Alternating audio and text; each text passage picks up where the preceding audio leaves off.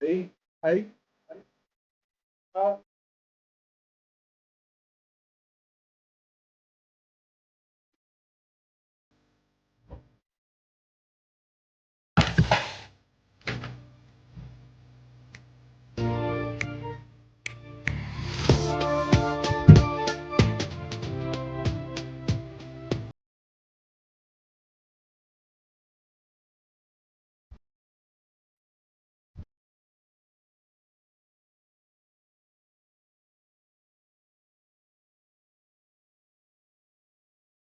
yeah.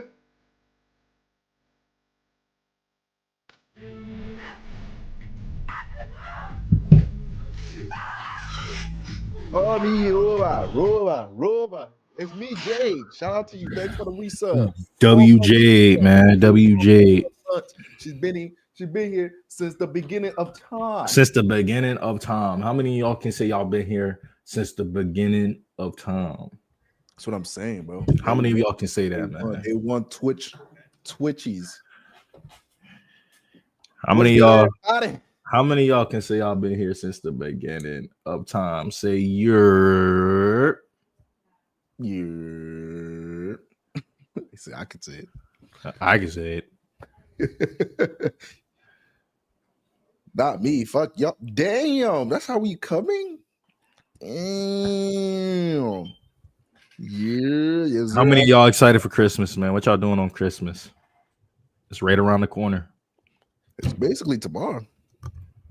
Yeah, I'm hip. How many of y'all open y'all's presents on Christmas Eve?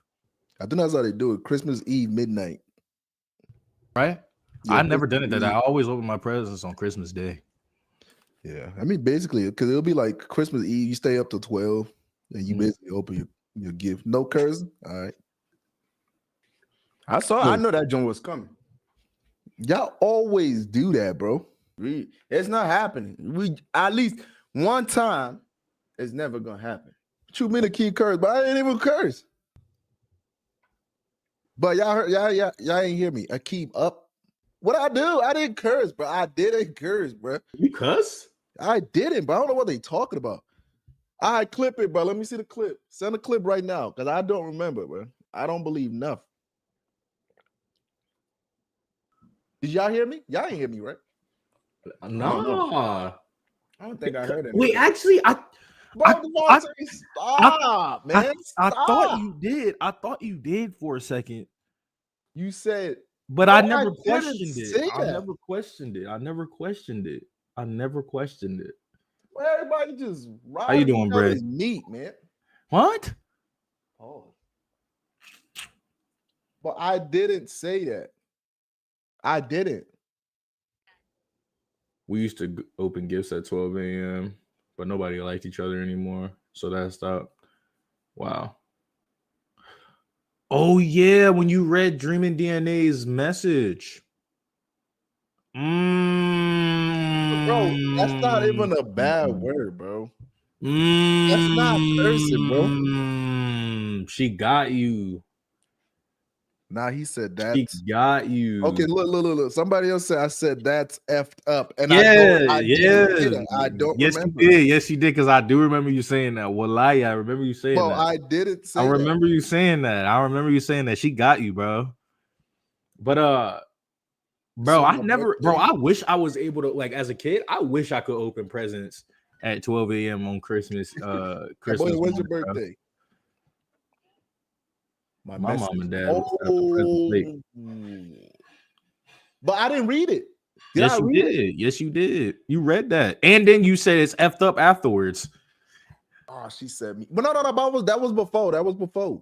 No, you said you read the joint and you was like, man, that's effed up. Why you gotta come at me like that? You coming like that, remember? You did that, bro. You read the joint. But that was before the thing got activated. No, it wasn't. Well, but goes D-Bay. What's going on with you? It was already activated. Tay wifey, what's up with you? Happy. I'm here, cuz. I'm here, you know. Bro, I was just trying to fix something real quick. I'm excited for Squid Games too, bro. That boy can't wait. I can't wait either. But it's only 7 episodes, bro. We gonna run through that. Say Wallahi is only 7 episodes. Yeah, bro. That's what ChatGPT said. Only 7 episodes. Really? Yeah. Wait, no, there was 7 in the first season. Wasn't there? Or like 8? No, there was 8 in the first season. Now they drop it to 1. I mean, they dropped 1. They said Lumi don't want to say a bad word. Of course, I don't want to say no bad word. That's why he quiet. I'm tired of y'all. I'm tired of you. That's why I'm quiet. Because I know if I talk too much, I might say something. Yeah, because y'all think we some strippers, and I don't like that. Exactly. But we did it to ourselves, though, bro. If y'all willing to throw some ones on this buns, I shake it for long. You know what I'm saying? Yeah. Why you quiet, bro? Why you gotta be quiet, bro? He wasn't gay, okay? Why you gotta make it sound gay, bro? I'm just saying, bro. It's because you did the duck face afterwards, bro. What duck face, bro? You did the duck face, bro. What you talking about, bro? You only do the duck face if you trying to be a baddie, bro. And you was doing the duck face after you said that, bro. Who calling me Akimo? That gotta be an African. He put an O behind my name. Akimo. That's gotta be an African. Get up, I don't know why I read that in the most Nigerian accent. I know, me too. Get up, my friend. Get up, my friend. It gets up, my friend. Akimo. But I didn't curse. I was just reading the word, and that was even before. No, bro, get up, bro. DNA had to text me saying, "Get on Akeem." Yeah, see, right you're the older now. brother. You're the older brother. You got to put your foot down, Palumi. Akeem, get up. You got to put your foot down. They said, "Get your buns up and shake them things." Okay. Because he had to do it last time. You gotta. But that was before. So shake it. You gotta Shake do what it. your mama gave you. You gotta do it. Bro, that Shake was what your mama and your before, papa man. gave you, dog. It was before. I ain't gonna lie. It was. That's what I'm saying, bro. Shake That's that thing, bro. dog. How do you say the name? Zuchin? Bro, that was like. But after I said the curse word, she put the no cursor, bro. I'm safe. Hydrate. I ain't got no water. You're not safe. You're not safe. They want you to get up. Hey yo. That man said, "Oh yeah, Akimo, get up." Yeah, that's an African right there, man. Bro. So look, chat, bro. Before we get deep into this, making a king twerk, what episode of Rotten Mango are we doing, bro? What's today's episode on Mango Monday, bro? Yeah, I heard the Discord. So the Discord, they had like everybody pick. They had everybody pick. Oh, for real? Yeah, and then what was the poll? Put a poll up. There's supposed to be a poll up to see what everyone chooses. Hey, Akeem, they don't want you to escape this booty shake, bro. Yeah, he trying to get out. He's trying to wiggle his way out, but he need to wiggle them cheeks. He gonna wiggle his way out, but he gotta wiggle them cheeks first. You gotta get to it, man. So I got proof right here. You know what I'm saying? Bro, what I love when grown men shake, but I'm Nigerian. I knew. I don't like this. I don't like this. Not Claudia. She weird, man. I don't like this, man. I don't like this. The new one. Hey, what up, mods? Mods, any mods in here, man? There's supposed to be like a poll. It's supposed to be a poll. I don't like this, man. I love when grown men shake, but he said, "I'm Nigerian." Why do we brand ourselves like this, man? Báwo ni kilo ń ṣẹlẹ̀? Ọmọ. Y'all need to do another Ọmọ Naija. I know some of us got bangers. Yeah, we still gonna do that. Man, I don't know, man. Some people were going out sad in that last Ox battle, man. I'm hip. That's how they start. Man, I got the banger and then get cooked. Yeah, some people were going out put on the song and let him shake on. Is it shake on? Shake the and play some the Afro beat for Eugene, but I did it, bro. I did African it. Brother and sister. I played the Afro beats, bro, man. It wasn't after, bro. And shake your butt, man. Play the African song. Y'all gotta send in a clip, bro. Because there's no proof, there's no evidence. They don't got it. There is evidence, bro. I heard you with my. Y'all gotta go on the Twitch right now and look for the clip and send it. So yeah, they want they twerker king. I ain't gonna lie, you sold, bro. Butts. Okay, yeah, you got what? That's crazy. Excuse you. That's crazy. That's some what song y'all want? That's some tough. Give them the Afro beat, man, for the Nigerians in the chat, man. All the African brother and sister, man. Where's Zuchi, man? You got the sister blood. The sister, man. It says search Funana.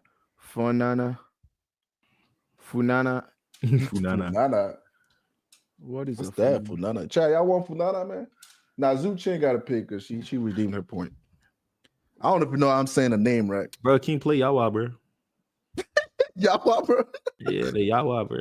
Yawa by Burna Boy, man. Burna Boy, man. That's the ultimate shake butt song, man. Do Kulo by Pitbull. Kulo? That's crazy. Excuse you? That's the song's literally called Butt. Not just butt. Butt holes. But nigga like, oh. Hey, that's not a curve. Yeah, nah, bro, it's not, bro. Hey, you gotta extend it 30 seconds to that. Bro. Hey, Jay, he did it. Bro. He did it. Bro, keep playing y'all out there, man. Y'all out there, man. I didn't say it, man. No, we did Spanish music last time. I want Yahweh Day. But that's not even a shake butt song. Yes, it is. Chat, y'all gonna hear it and y'all gonna be like, oh yeah, that's definitely shake butt. Bro, play y'all all day, man. But I don't get to choose, man. Gotta show the African brother and sister love, man. He didn't redeem it, bro. All right, what about Motik Bani? How go there? Motik Bani, how you say it, bro? Hey, Zuchin, it's up to Zuchin, man. Motik Bani, is it Motik Bani? How you say it, bro? I don't know what you're talking about. They got the word to you know what I'm talking about, pulling me. I think it's Otik. Bro, play it, bro. What you got now? Yeah, Motik Bani, Mr. Yellow Bits. Yeah. Yellow Bits. That's not a shake butt song. Yes, it is, bro. Let me tell this man, bro. He not cultured enough. What you got now? What you got? Yeah, bro. What do you mean? Call it Hebanet. Yeah. I'm trying to make body will yet. Motik Bani, yeah. Body will yet. These Zuchin keep saying, just play Kulo, man. Just play Kulo. Oh my god, bro. But that's what she want. I can't. Hey, that's what she want. I mean, if you want to shake butt after, I play. No. I just wanted to show the African brother and sister some love, but now they mad at you, bro. So it's whatever. Nah, they already got me trying to shake butt. See that? Look, and all the African brother and sister are mad at you now, bro. They're mad at you, bro. I just wanted you to represent your, you know. Hey, bro. Everybody vote on what the poll is up. Vote on what Rod.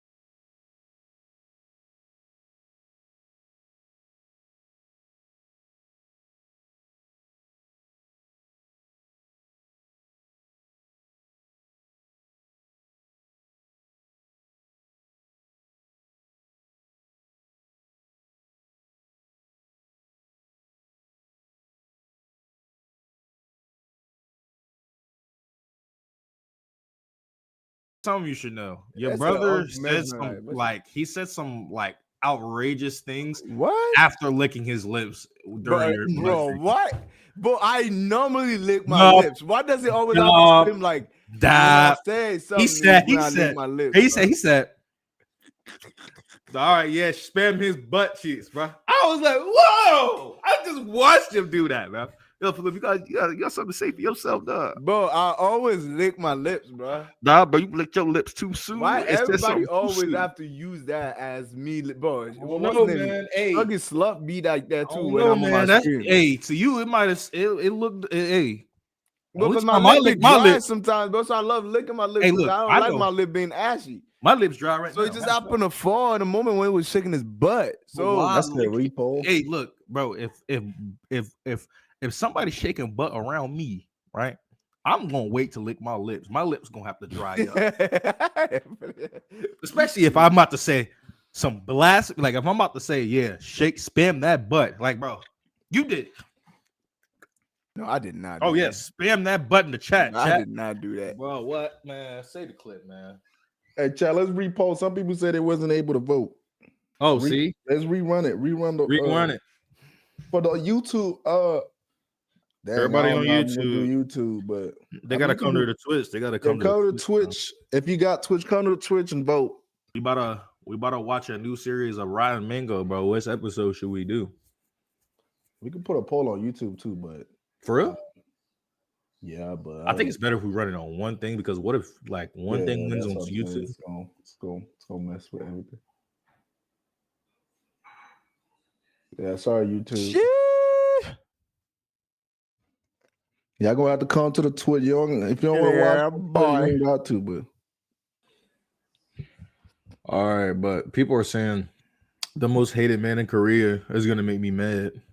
Oh man, I believe it. But I do know some like a little bit of a bit like about it. He be getting whooped by some people over there, bro. Word. He always getting whooped over there, bro. So in my head, it's like he got what he deserved. You know what I mean? So it's like at least somebody got their get back. A lot of these other shows, bro, a lot of these other series, bro, people didn't even get a chance to get their get back. Oh, real. Yeah, bro. Yeah. At least people can punch him in the face, show him what's word. Oh man. That's good, man. Facts. No, like, bro, Palumi, Akeem, like, I'm not Palumi. I meant to say Akeem. What do you do, bro? What do you mean? You take lessons. I know you do. What are you talking about? Bro, because how do you do that? Do what? Play it. Oh my god, bro! I'm telling y'all, bro. He be taking lessons, bro. I'm telling y'all, he be taking. Then look at Palumi, bro. No reason. Look. Lick his lips. Yeah, there you go. Yeah, bro. man, oh man. Bro, that just happened to be Man. Who was this spamming? Hey, who was that? JJ. Spamming my butt. You dance like my cousin, bro.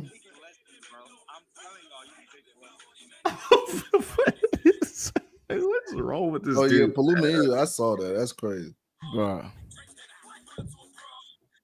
Why y'all be zooming in, bro? Oh, the poll is up right now. Everybody on YouTube, go vote. Everybody on YouTube, go vote. It's The poll is up right now. The bone crack, bro. Right now. What episode of Rotten Nigga should we watch? Oh, they put a poll on YouTube? No,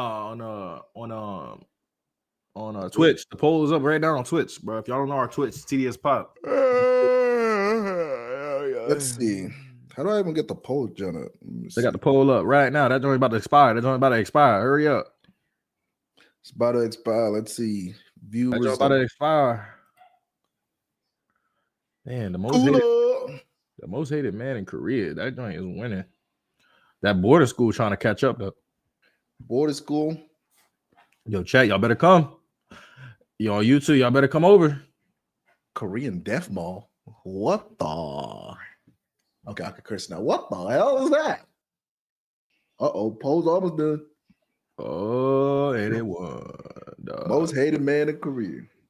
One again. All right, I guess 23 votes. Somebody said is Palumi the freakiest in TDS? That's crazy. I mean, bro, what type of question is that, bro? I put one and one together. Who does the most sus out of all three of us? You ain't me, dog. Arguably, it's gotta be Palumi. Gotta be. You ain't me. I don't know what you're talking about. Yeah, but off camera, it's Devontae. Yes, bro. No, it's not. Chat, do not listen.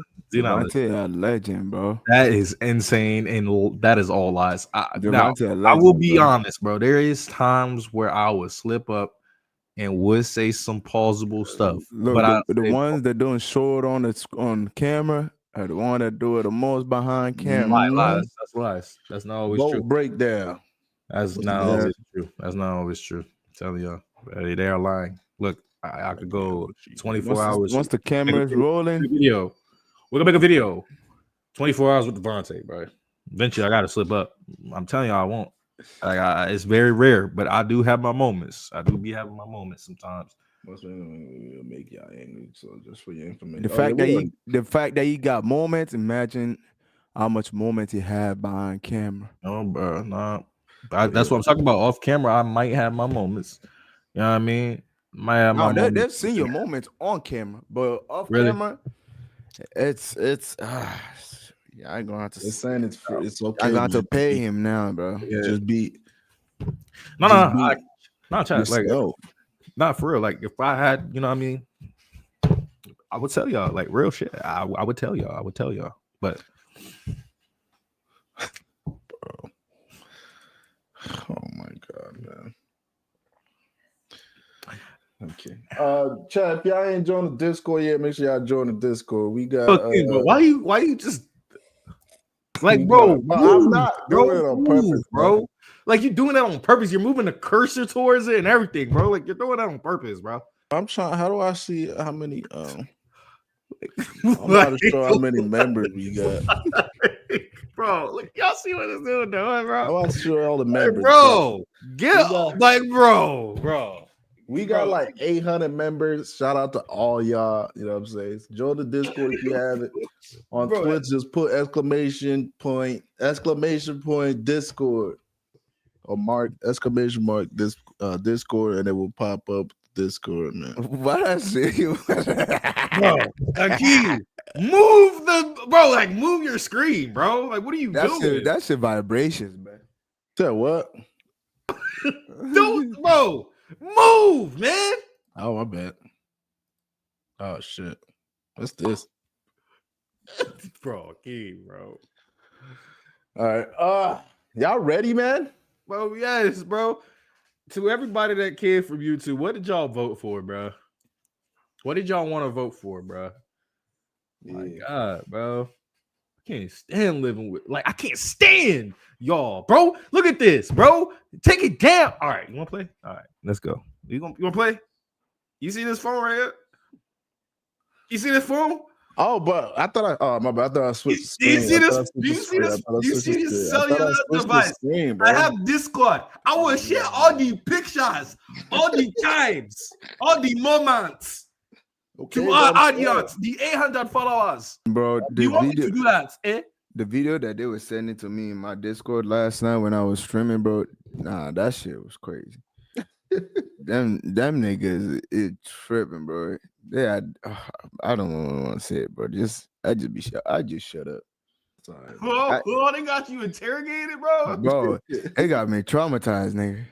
That shit was crazy. What pictures was it? What pictures was Right. it? No, bro, it's not just pictures, bro. It was videos too, bro. Videos of what? Videos. It's like there was one of like a cartoon where this little dog was Wait, what? was destroying a OG dog's buns, bro. Okay, That shit was. I was like, hey, yo, nah. It's like, bro, you never gonna expect it. That shit would be like those fucking cartoons. You watch it like, oh wow, that's cool, and then boom, you know what the fuck? Yeah, that's crazy. I ain't gonna lie. Oh, Wait, so man. which most hated man in Korea is it? There's two of them. I think it's the one they showed us last time, right? The black dude. Dude that was getting his the light skinned dude that got his shit rocked, that was getting punched all over the place. Oh man, is that the one we talked about? Hey, Janae, shut up. That nigga got walked down. That nigga said the Korean dude was off the. I forgot what he said in Korean, bro. I think he said, what did he say? What did he say in Korean, chat? The nigga that walked him down, bro. The video. What did he say? He said, I ain't gonna lie. he basically was like, hey yo, my nigga, look. Hey yo, come here real quick. Hey yo, basically he was like, hey yo, come here real quick. Hey yo. And he was trying to walk away. He was just walking away. I just said, hey yo, my dog.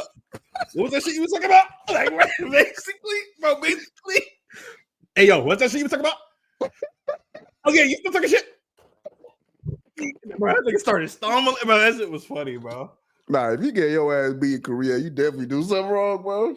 Yeah, because they be nice, bro. Yeah, bro, you definitely do. They don't even be on timing, bro. They don't want confrontation like that, bro. So I got more videos for you. The fact that nigga was getting his ass my next stream, I believe you'll be there, so we watch some more videos on my next stream. I got it. He said they fucked him up. Wait. Can we just watch the video real quick? Nah, but everybody watch the whole No, this to him getting his ass beat. They're gonna show it here anyway, but I just want to watch the part. I just want to watch the part real quick. This the 15, right? Yeah. Yeah. Oh, this is the wrong one? That's This the wrong one? Wait, no, it's the black dude, right? The black dude got his ass beat. American streamer, right? Are they talking about the Korean one or the American one? Because there's a dude saying it is a Korean guy. You talking about the Korean one? The most recent one? Not this one? This is this is it? Oh, okay. Not that. Okay, I think we get it mixed up now. Now we don't know. They don't know which one they want. Hold on. Funny how it changed, no emotion. The one with the old man. So I think the one with the old man on the thumbnail. Oh, the old man. Not the Diddy one. Do we rerun the polls or what, chat? It'll just be this one or the other Oh no, one. show the thumbnails. Yeah, this the black dude. They talk about the Black dude. Nigga got his ass beat, chat. That's him, right? The one we talking about. yeah, but there's another one with an old white man, I think. Yeah, that nigga right there. Yeah, it's either this one or that's the Discord joint. Or the Korea most hated man just released. Oh man, this one look like let's go. Wait, which one is it? Where is it? Hold on. Where you see that? This was 11 months ago. 11 months ago. The one from 11 months ago, chat? Because that shit look like it might be dangerous. It's this one right here. Oh, it's that one? Korea's most hated man just released from prison decided to move into victim. Wait, move into victim. What does that mean? Move into victim. It's neighborhood. Oh, hell no. Oh, fuck no. This one? Oh, the new one? Okay, so it's not that one. Okay. Yeah, the Korean old man. Okay, so one person is saying, two people are saying the Korean old man. Bro, everybody on YouTube is saying this one, and then the everybody on Twitch is saying the other one. What the hell is going on here? That's what I say. Do we want a poll? Because I think people want to see two different shit. Okay, the new one. All right. One, I need one for old, two for new. Yeah, spam one for old and spam two for new. Damn, this shit is divided as hell. Oh my God, this shit is divided. Oh, man. Bro, this is bad. See more twos, man. No, it's dead ass divided, though. It's dead ass divided. Look at that. It's dead ass divided, but mostly everybody on Twitch is saying too. Oh my Lord. Bro, this shit is divided as fuck. Yo, chat, like I dead ass think this is an even split. I'm not even joking. Yeah. This is dead ass even. I would say probably the new one is probably winning a little bit. But nigga, damn. Okay, shit. Damn, nigga. But I'm telling you, man. Damn. Do we run another poll? Wait, poll for what? All right, last poll, chat. I'm sorry. Because there's two the last most poll. hated men. This is the last poll. Everybody on people YouTube are saying they want the new one, and some people are saying they want the old. Everybody on YouTube. Okay, run a poll then. Run a poll. No, like I don't care which one we watch. Like... I think the old man one sound crazier though. That old man one do sound crazy. Nigga moved into the victim's neighborhood. Yeah, that's some crazy shit. But I feel like two might win, bro. Oh yeah, I think two might win too. But put up another poll. Everybody on YouTube, come to the Twitch and vote on that poll. Because bro, this shit is dead ass split. Yeah. This shit might come like these niggas might win by like. Oh, they're both horrible. But I know what happened. Look, see, the thing is, I like vengeance. You know what I mean? and that light-skinned nigga's got his ass beat multiple cases. And that satisfies me alone. Like, no matter what he did, at least they beat his ass. Right? But this one, it's like, I don't know what happened to this nigga. You feel me? Yeah. So it's like, you know what I mean? I like seeing him get his ass beat and he deserved it. But it's like, I know the outcome at the end of the day with that one. This one, I don't know. I just know the nigga moved into the victim's neighborhood on some weird shit. That shit sound. I ain't gonna lie, that shit sound crazy. Wild. It sound wild. It do sound wild. All right, we got to pull up now, chat on YouTube. Everybody come on Twitch and vote. Polls up, Korean man. Oh man, see, I everybody on YouTube, come to the Twitch, vote. Korea old man. This shit might be. This shit might. Damn, why you have to say black man? We put it up.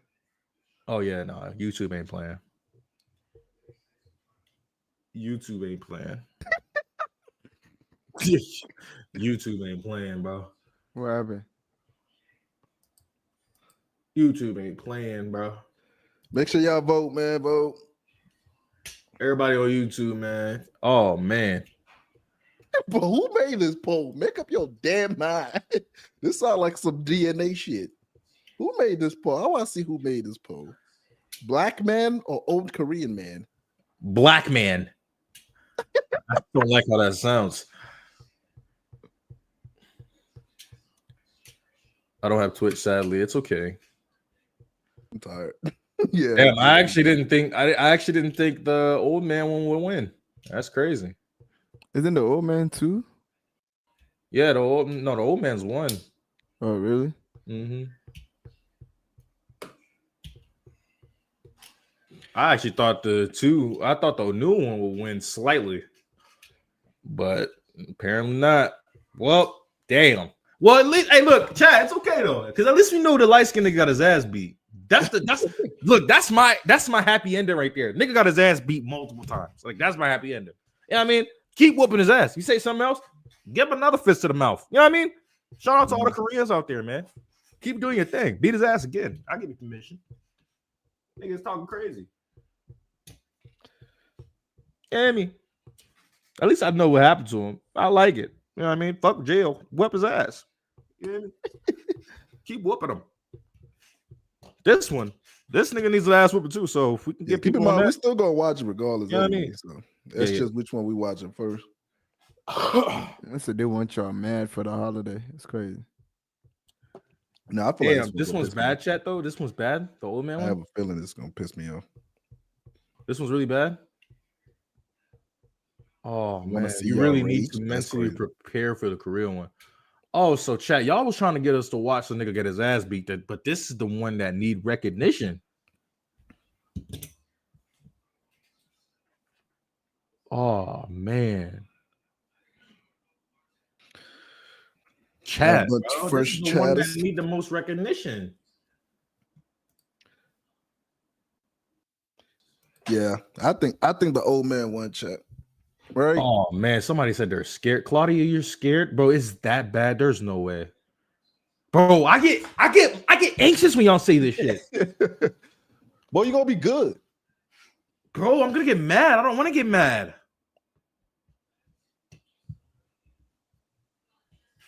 It's funny how it changed, no emotion.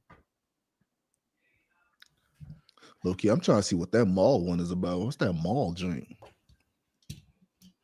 The Death Mall. That's the one where I take you. That sounds like a zombie apocalypse. Yeefy, welcome to the fam. Yeah, welcome Yeefy to the fam. Well, let's get into this shit. How long is it? It's like an hour 40 something minutes. Oh yeah, it's about to be an hour. Hey man, at least we get some. What's your real name? I'm gonna get mad, bro. This is bro, chat, bro. Y'all know y'all know what pisses me off. What's your real name, Yiffy? Yiffy, I know you got that bro. African shit. Let me share the actual screen. Guys, get your snacks. We got an hour and some change worth of video. Yeah. Hey, chat, don't lie. How many of y'all fell asleep through that Diddy joint, man? I have a feeling everybody. That Diddy joint. That joint was like 3 hours. That shit was a whole ass like 2 movies, bro. That's crazy. Oh, your name is Gift. I'll be back. If y'all can't like continue to watch this, it's okay to like, you know what I mean? She's gonna tell you too, because I know this shit can definitely be sensitive to some audiences, bro. Yeah. So I'm looking out for y'all. This shit sounds like it's gonna make me mad too, because the fact that they let that nigga move back into the victim's neighborhood is actually abominable. Like it's actually like crazy. So you need water. This one's so bad. All right, rank this one, bro. At this point, rank this one, bro. We all need you to take over for a little bit. It's all right, bro. I need the water. Go get your water, dog. We just chilling. I need the water. Go get your water, you parch nigga. 10 out of 10. All right, no, but like out of all the joints we reacted to, like where does this one rank, bro? Make sure y'all grab some snacks too. We're gonna be in this bitch for a hot minute. You haven't watched it? Okay, there's some people that haven't watched it. Never seen this one? Oh man. Damn, now I kind of want to watch the nigga get his ass beat all day. This is gonna make me mad. I cried, and I don't cry for stuff. So this is the first one you cried for? On a scale from Diddy to Dahmer. This... Oh, man, bro. Top tier. Oh, so there's a lot of people that haven't watched this one yet. And this is the older one.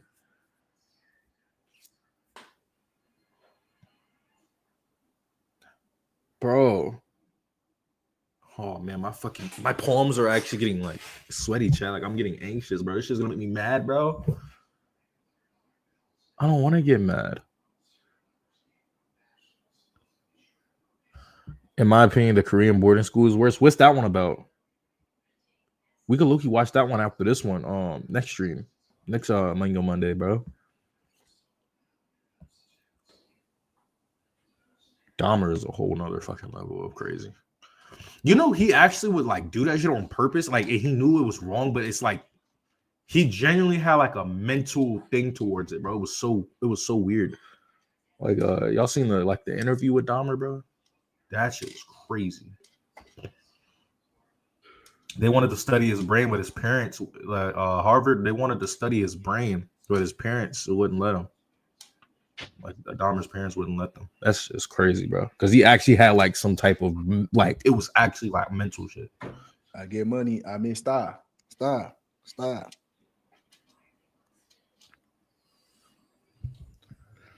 what's that boarding school one? What's that one about? The boarding school. Y'all need to watch the CEO shooter one. Oh man, CEO shooter.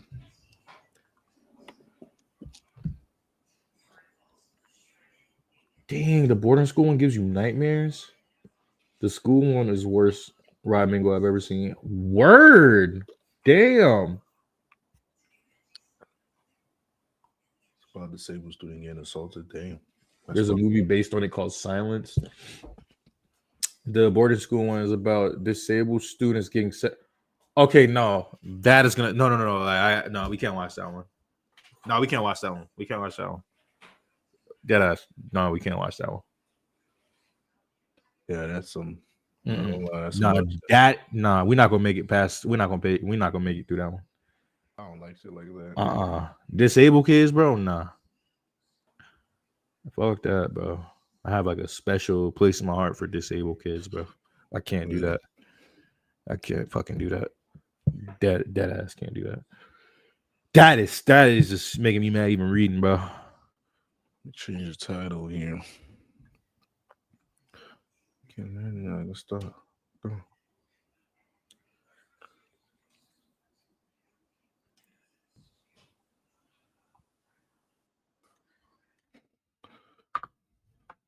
Yeah, fuck that, bro. The mall's like the Soul Fairy, bro. That Soul Fairy one was like, nah, that was crazy. That's probably one of the worst shit I've seen. So, actually, that NTH room was kind of fucked. The NTH room was definitely up there. We haven't even finished that one. Yeah, we did I think we did just part one. Yeah, we only did the part one of the NTH room. That shit is crazy. But the Soul Fairy one was sad. What is the mall one about? Like, what happened in the mall one? I don't even want to know, man. If it's like Soul Fairy, that shit is bad, bro. Because the government really ain't do shit about that one.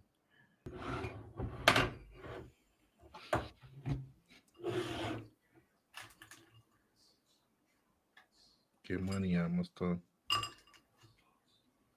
The mall collapsed. Oh, hell no. The what? The fucking mall collapsed, bro. Oh, hell no, bro. So the mall collapsed. Like, was there somebody behind it, or like it's just fucking collapsed? The fucking mall collapsed on people. Oh really? My God, how the hell did the mall collapse, bro? That's what I'm saying. Was there somebody trigger a bomb or something? There were about 500 people in that bitch. American God was good, bro. Fuck? It was poor building. That's why, man. And they didn't notice that, like, bro. Oh, bruh, that is crazy. Nobody knew? Yeah, don't give it away, Jen. Oh, hell no, bro. That is crazy as hell, chat. All right, bro. We ready, man? Chat, we ready? Y'all got y'all snack. Y'all good? Y'all got y'all food, drinks? Yeah, I got my snack. I'm good. Everybody got this shit, chat. That is terrible, bro. Yeah, we ready? Johnson said no.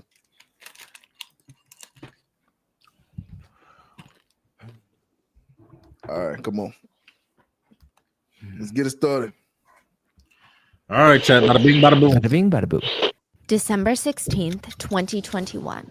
It's 9 p.m. in Ansan City, just outside of Seoul, South Korea.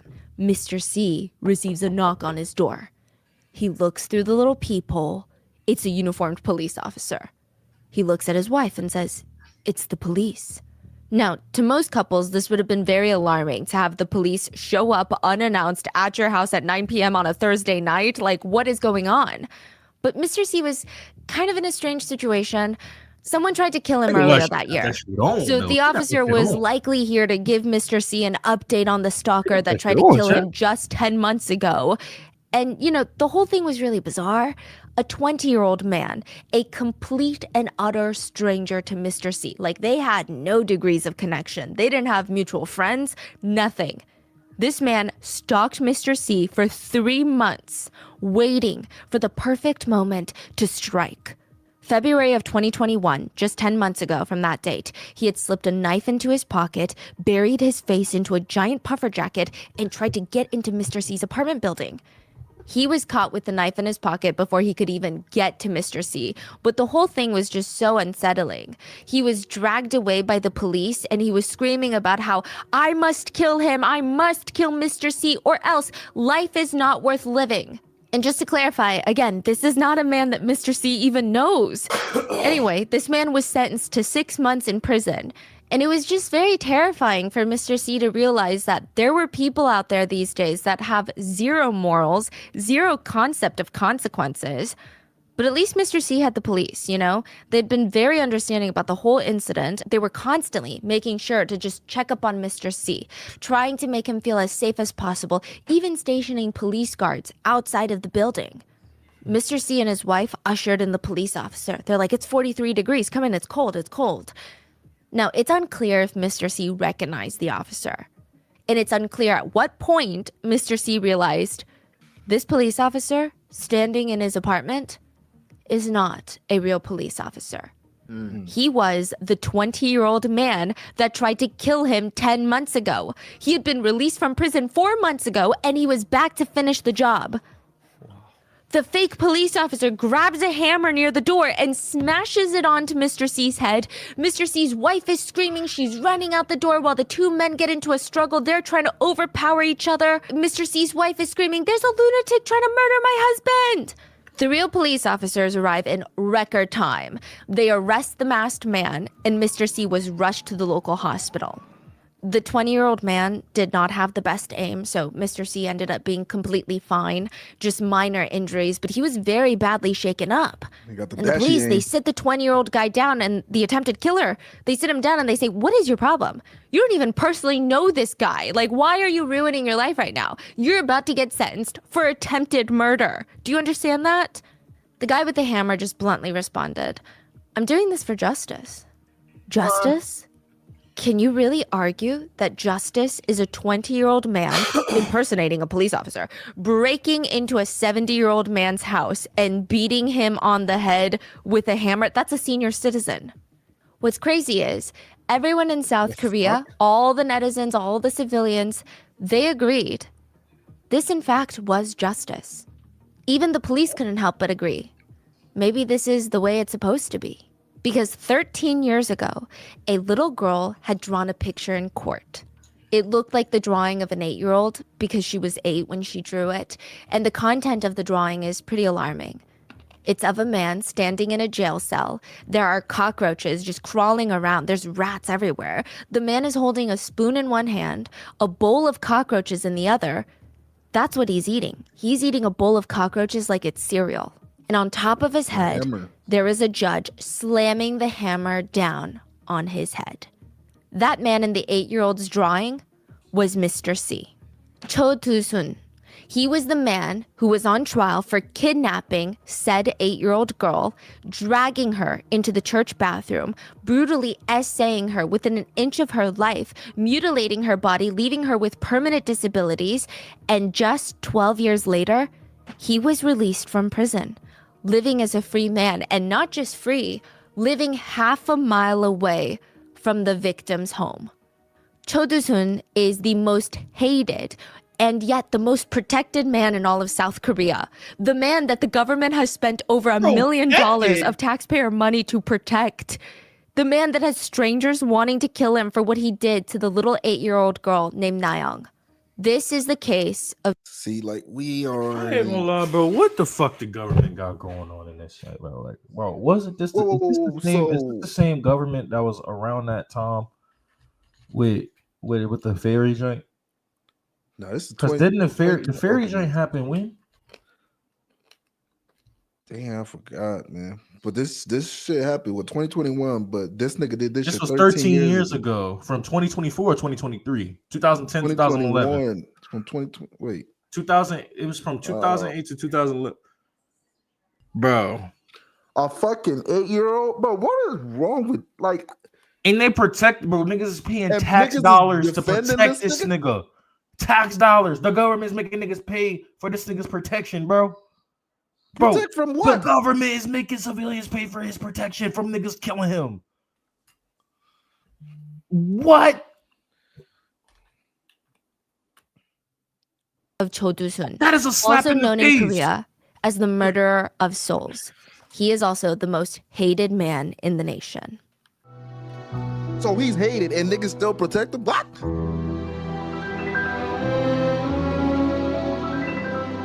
Government got that nigga on protection, bro. Bro, what? Nah, this is about to piss me off. We would like to thank today's sponsors who have made it possible for Rotten Mango to support RAIN, which is the nation's largest anti-violence organization. They have created and operated the National SA Hotline, and all resources for that will be linked in the show notes.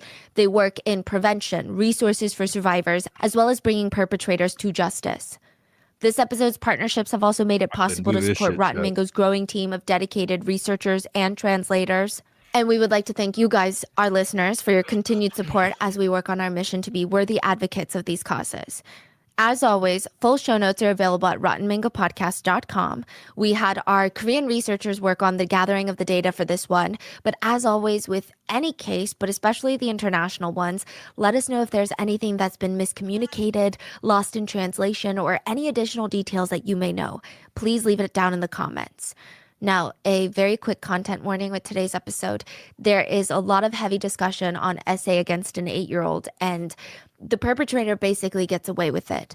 If that is something that you feel is going to be too heavy or is going to bring you to a very dark place, please take care of yourself, grab yourself a hot meal, relax, and I will see you in the next episode. So with that being said, let's get into it.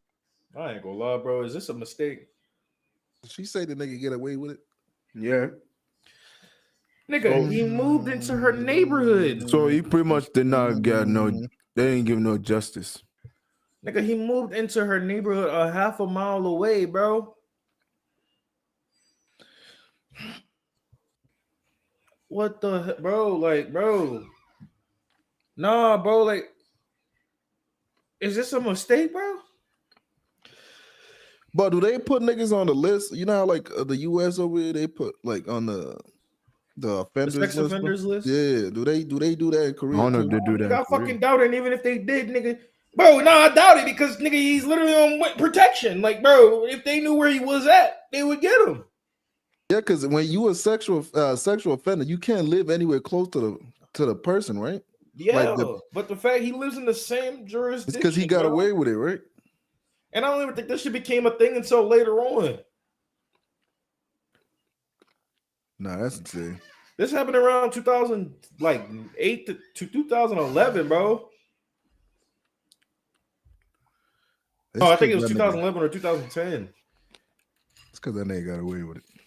That's crazy. It's crazy. Brett. When the president comes to town, it's kind of a huge coordinated effort to keep the president safe. That's what this felt like. There's workers on ladders installing more CCTV cameras up on the poles. Street light bulbs were 5 being years. taken out and replaced with brighter bulbs to illuminate the alleyways at night, to make it brighter.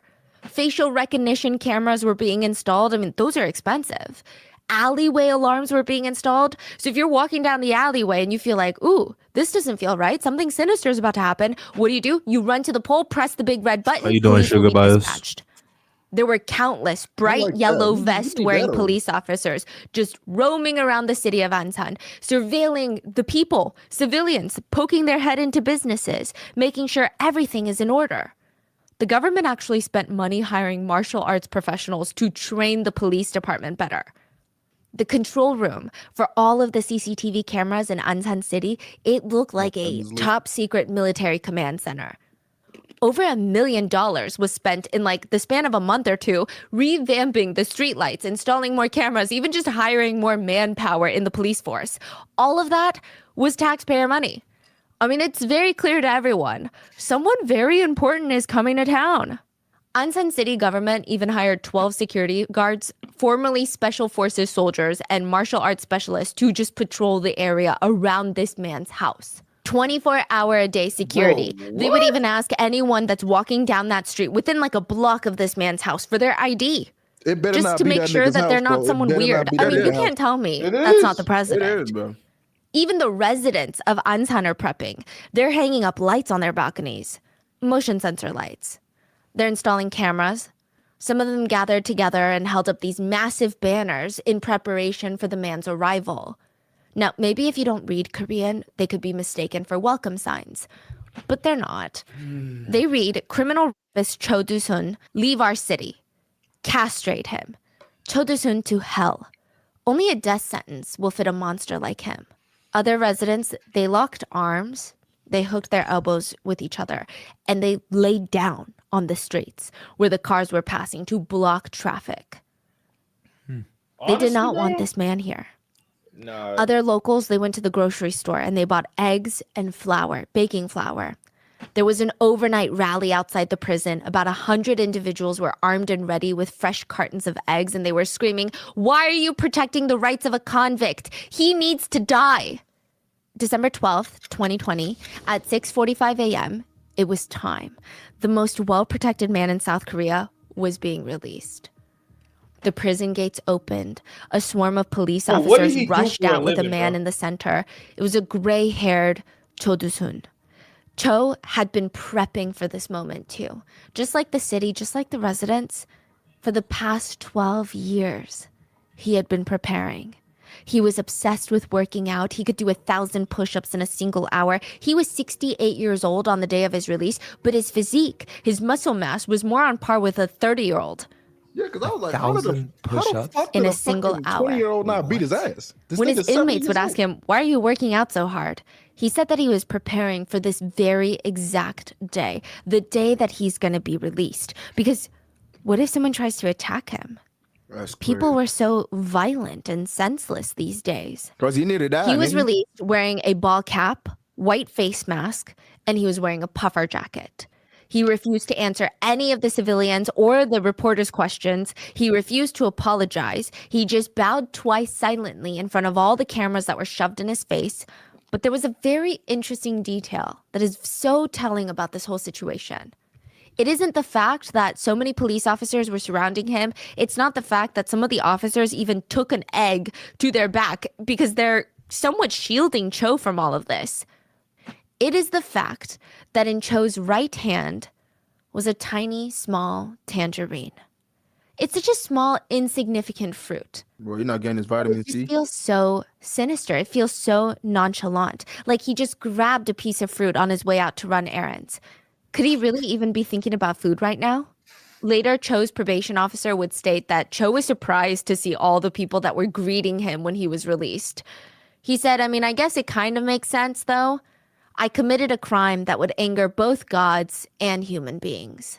The day of that crime was December 11th, Hold on, pause this real 2008. quick. So 12 I'm gonna go get the door real quick. I'll be back.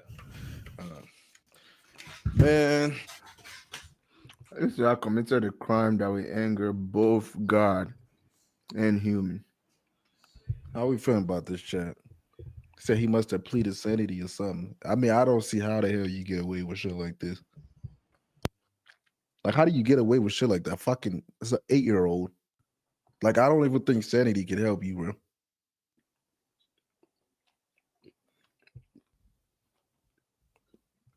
Yeah, because I was like, bro, they're like a 70-year-old man and a 20-year-old boy. Like, the 20-year-old couldn't whoop the 70-year-old's at, like, that didn't make sense to me at first. And then they tell me this nigga out here fucking swole backing in jail and shit. Cause I'm like, how you miss? The nigga's old as fuck.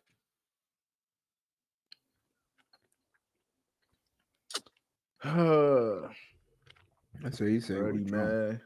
Maybe he part royal family. I would be surprised. The actual reason is way more upsetting. Oh my god. South Korea needs law. Yeah, they need some better laws over there, man. Just look like they just protect the rich or something. I don't know. I don't even think that nigga rich. Or like it's just something about him that I think it's just easy to bypass the fucking system over there. I feel like it's probably like family members and stuff that's probably protecting him that actually have money or some shit. Because he's probably related to somebody. Yeah, the fact that his wife is still with him, that's crazy. Just woke up. What's good, Moonjin? They need to change the law to go with what's going on today. Yeah.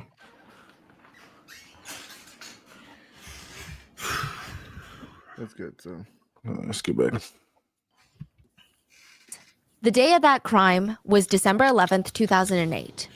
So 12 years prior. 8:30 a.m. It's below freezing temperatures in South Korea, 30 degrees Fahrenheit or -1 degree Celsius. It's about the time that kids are rushing to school in their little puffer jackets and their mittens. Adults are commuting to work. And in this quiet alleyway in Ansan City is Cho smoking a cigarette. Now, if you pass by him, you might think maybe he's waiting for someone. It is way too cold to be standing in this windy alleyway smoking a cigarette. It's not even enjoyable. But he's waiting. And he waits until he sees a little girl that is named Nayoung. So Nayoung is not actually her real name. Her identity is very well protected by the South Korean government, and no one's trying to figure out who she is. So she's Nayoung. She's a third grader, probably around 3.5 feet tall, very tiny, walking to school. And she's walking quickly because it's cold. He steps in front of her and he says, "Do you go to this church?" Behind him in the alleyway, there's this small church, and it's not like a normal church building. It's one of those black brick buildings. It looks more like an office building that's been rented and converted into a church, like the type that you would see in major cities. She responds, "No," steps to the side to walk around the man, but he grabs her tiny little arm and says, "You should go to church." He starts dragging her into this quiet black building. It's completely empty. It's a school day. Nobody who worked at the church had even gotten there yet. It was left unlocked so that worshipers could come in at any time and pray. Without hesitation, Cho drags her up to the second floor bathroom. It is a single toilet private bathroom. There are no stalls. There's no heater turned on. There's this orange-brown tile on the ground that's ice cold. He throws her into the bathroom and shuts the door behind him. He forces her to sit on the toilet and tries to essay her by forcing her to perform orally. He pulls down his pants, but Nayoung refuses, and this really angers Cho. He starts leaning down and starts assaulting her tiny little face with his mouth. He starts biting her cheeks in anger, and he's not biting. He's genuinely trying to shred off her cheek fat with his teeth. He tears off enough skin to get to the fatty tissue below the skin. Her face will be scarred. Not all the way down to the muscle, but it was really bad and it was very bloody. Nayoung feels the pain of this and she starts screaming for help, and Cho screams at her to shut up and slaps her across the face. But when that doesn't work, he puts his giant hands around her tiny neck and strangles her until she's unconscious. And then he unclothes her and violently assaults her from the front and behind. He was so violent that her large intestines were pulled out and were hanging completely out of her body. There were at one point rumors that a plunger was used on her private parts in order to inflict this level of damage, but it was later stated that no, it was just the sheer brutality of the assault that caused the injuries. She was completely disemboweled. When he was done, you know, with the bathroom sink, there's a pipe that goes to the wall, and that's where the water comes out of.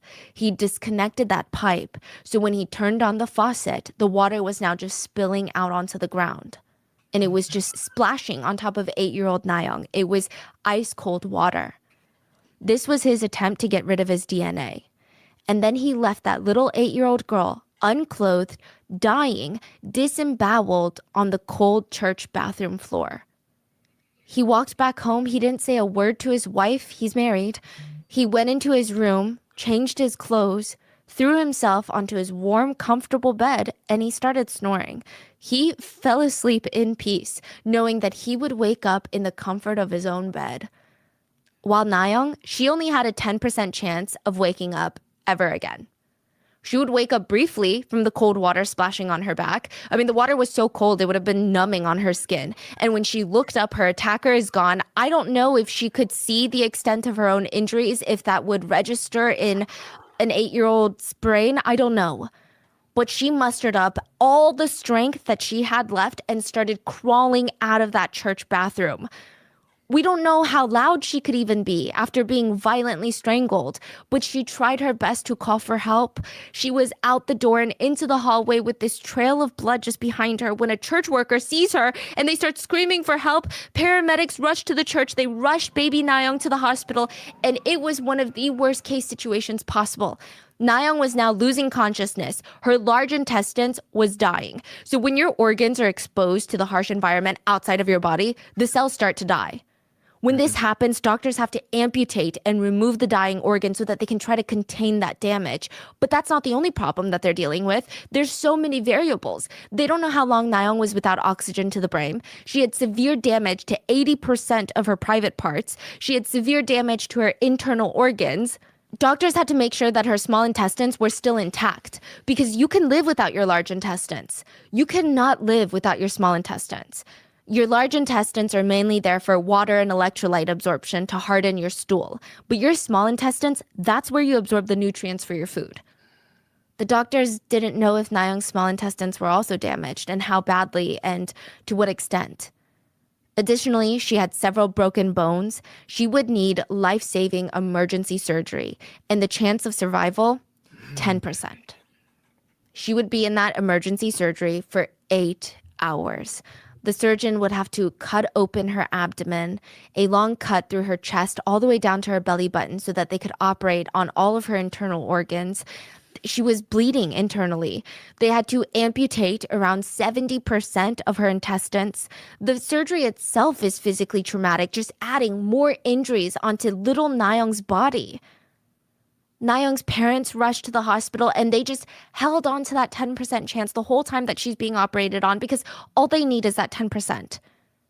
After 8 hours of surgery, Nayoung woke up, and instead of being in the comfort of her own bed like Cho was, she was on the hard hospital bed with machines beeping all around her and a handful of police officers staring down at her. They wanted her to give her statement. The first thing 8-year-old Nayoung did after waking up from life-saving surgery was tell the police everything that happened. Are you fucking And I'm serious, sure every bro? second of that was painful. An 8-year-old describing in detail all the horrific things a 57-year-old man did to her, a man older than her own father. That is not a normal conversation. The doctors then sitting that 8-year-old Nayoung down and telling her how her entire life is going to change and how her body no longer works the way it used to because of this man.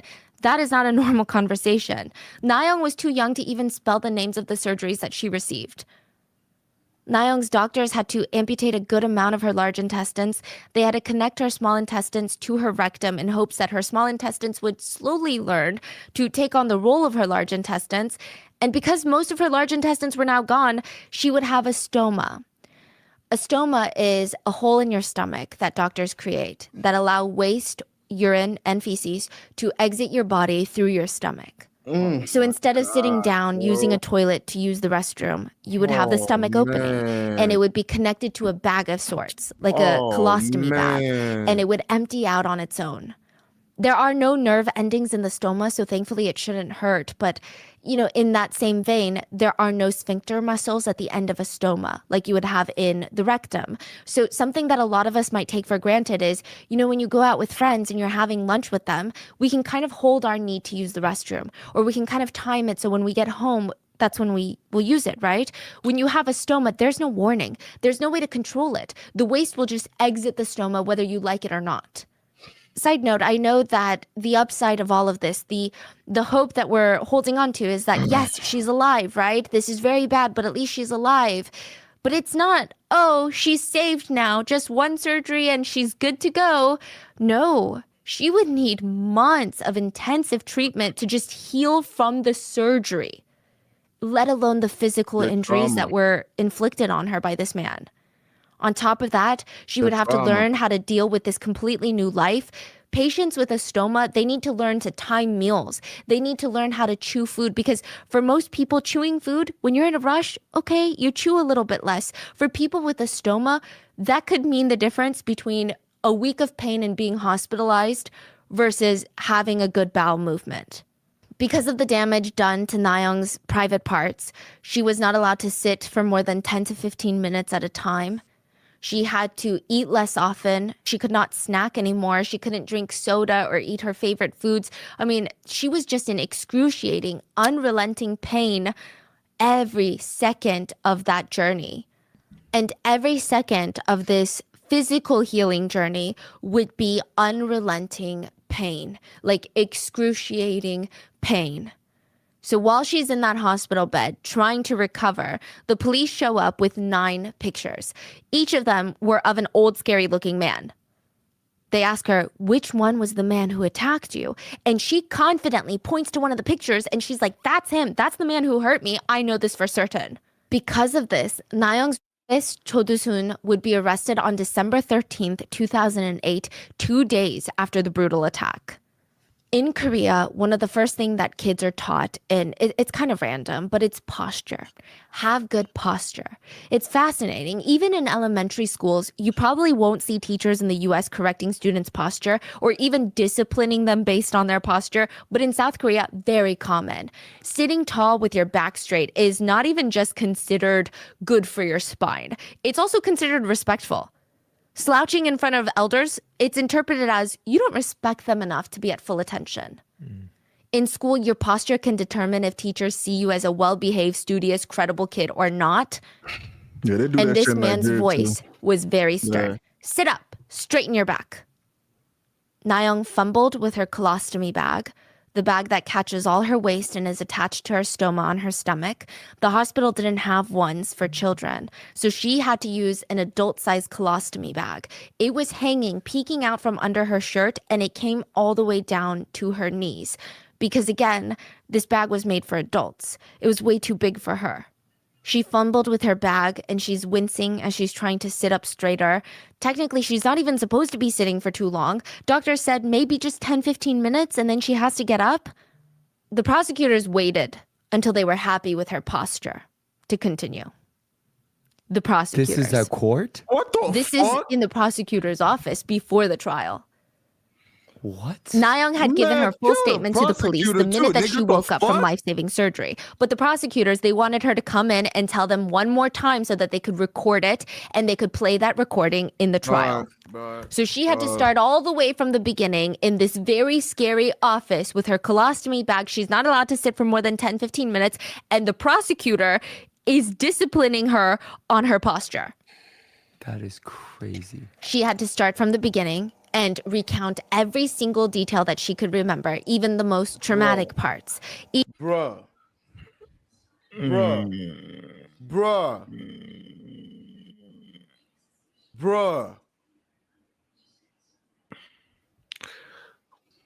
Bro, I just went through all that shit.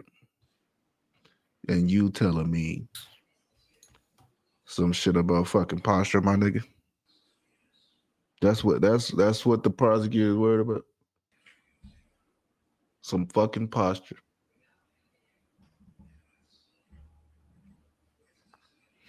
I just went through all that shit. All that. And the prosecutor is worried about my fucking posture. Posture, bro. Posture, bro. Are you fucking kidding me, bro? Nigga. Are you fucking kidding me?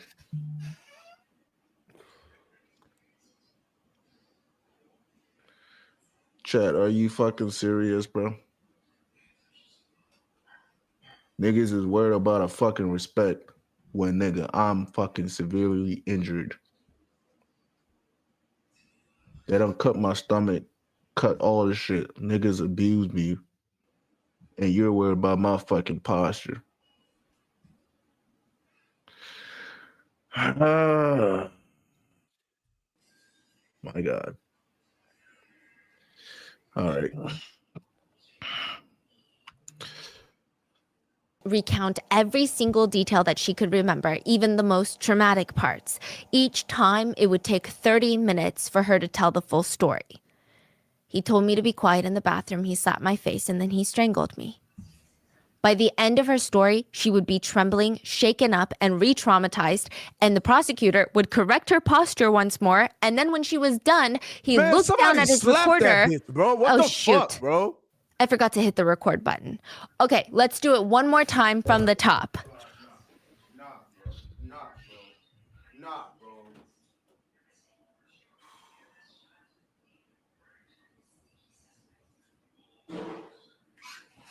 What's the name of that prosecutor? What's the name of that fucker? I'm about to look this bitch ass nigga up on me. I'm about to look this bitch ass nigga up and find everything about this nigga. On my soul, I'm about to look this bitch ass nigga up, bro. Where this nigga? What's his name, Chad? That ass. I don't give a fuck about the video no more, bro. What's his name, bro? I don't give a fuck about this nigga, bitch. Like everything bad deserves to happen to this bitch ass, fraudulent ass, fuck ass nigga, bro. On me, it do. What's the name of this nigga, bro? Real shit. What's the name of this nigga? That ass. I might hit him up myself. Oh, I'm trying so hard not to fucking punch this nigga, the bro. wall, This nigga better not have no type of social media, bro. I'm trying so hard not to fucking punch the wall, bro. Oh my God, bro. What's the name of this nigga, bro? Bro, how can you be so evil, bro? What, like, are you like, where's your humanity, name, bro? Where's your That's how you know the What nigga was is. it? What's the prosecutor's name? Rewind that shit. Did they say? I don't think they said the name. Did they say the name? I don't think they said the Bro, you name. better pray to God that nigga don't say his name, bro. You better pray to God I don't find that nigga name, bro. Bro, like, what's your humanity, bro? You see somebody in a very bad condition. What's a famous social media app in Korea, You chat? worry about them telling the story of how shit happened to them. That nigga better And not then have you nothing. talking about, oh, my bad, I forgot to hit record. Bitch, That nigga better not fuck have you, nothing. nigga. That nigga better not Fuck have you nothing, and bro. your tape, nigga. No, like this shit Right, got me. nigga. This shit got me tight. I'm not gonna lie. This shit got me tight, bro. Bro, like This shit got me fucking tight, bro. What's his name? His name maybe is Kyo if Chung. your fucking stupid ass wasn't so focused on a fucking posture, you will have been doing your fucking job right. She's already traumatized. You re-traumatize her ass because she has to speak on it, and then you sit here and tell me you didn't. Bro, I ain't gonna lie, bro. This I'm what that not nigga gonna look lie, like, chat? bro. This him? This that pussy ass bitch ass nigga? This him? Is this him, chat? That nigga better not have a social media. On me, he better not have a social fucking media, bro. On me, he better not have no fucking social media, bro. Yeah, fuck this video, nigga. I'm about to message that, bro. He better not have no form of, bro. He better not have no form of, nigga. I can't even speak. Record button. Okay, let's do it one more time from the top. He told me to be quiet in the bathroom, slapped my face, and then strangled me. Damn it, what is wrong with this tape recorder? Okay, let's go back from the top, and don't skip any details this time around too, and sit up straight. This would be the third time. He told me to be quiet in the bathroom, slapped my face, and then strangled me. Oh my goodness, you've got to be kidding me. The recording still didn't work. Okay, again, from the beginning, don't forget a single thing. The kidnapping, assault, what he looked like, nothing. Keep in all the details. Devontae, find that nigga. Nigga, I'm Please. finding him. Nigga, no, I'm already on it. I already got his look, nigga. I already got his look. He better not have no fucking social media on my life. He better not have no social media. Bro, like, I need some, like, bro, chat, what is a famous Korean social, like, it's like an app, bro? I will get a fucking VPN to download that shit just to message that nigga how I'm feeling about him right now, nigga. I just want to send him the gnarliest fuck you bitch ass nigga. I hope everything, like, bro, I'm mean to the core, nigga. I'm so dead ass chat. Like, I ain't never been so serious in my fucking life. I ain't never been so serious in my fucking life. This shit got me bent. I ain't gonna lie. A call talk. Yeah, This like, shit got me bent, Jess, nigga. This shit got me I bent. hear you, Jess. It's like, why didn't you like make sure the tape recorder was working? No, this shit got me. Yeah, before having somebody go, like, bro. No, this That's nigga what I'm doing that saying. shit on He's purpose. He's being doing a that shit on purpose. dickhead, bro. He's doing that shit on purpose to try to see if she's lying on the story. I know exactly why this pussy ass bitch ass nigga's doing that. Yeah, he's he trying wanted to to see he's if trying he to could get find the a same fucking detail. he's trying to find a fucking gray area in her story, nigga. He's making her do that shit on purpose to see if she, because since she's a fucking She's 8-year-old, fucking 8-year-old, he probably they can don't make know shit what she up. fucking talking about. He probably don't believe her, bro. Yeah. Like, I know exactly why he's doing that bitch ass shit, bro. I know exactly why he's doing that shit, bro.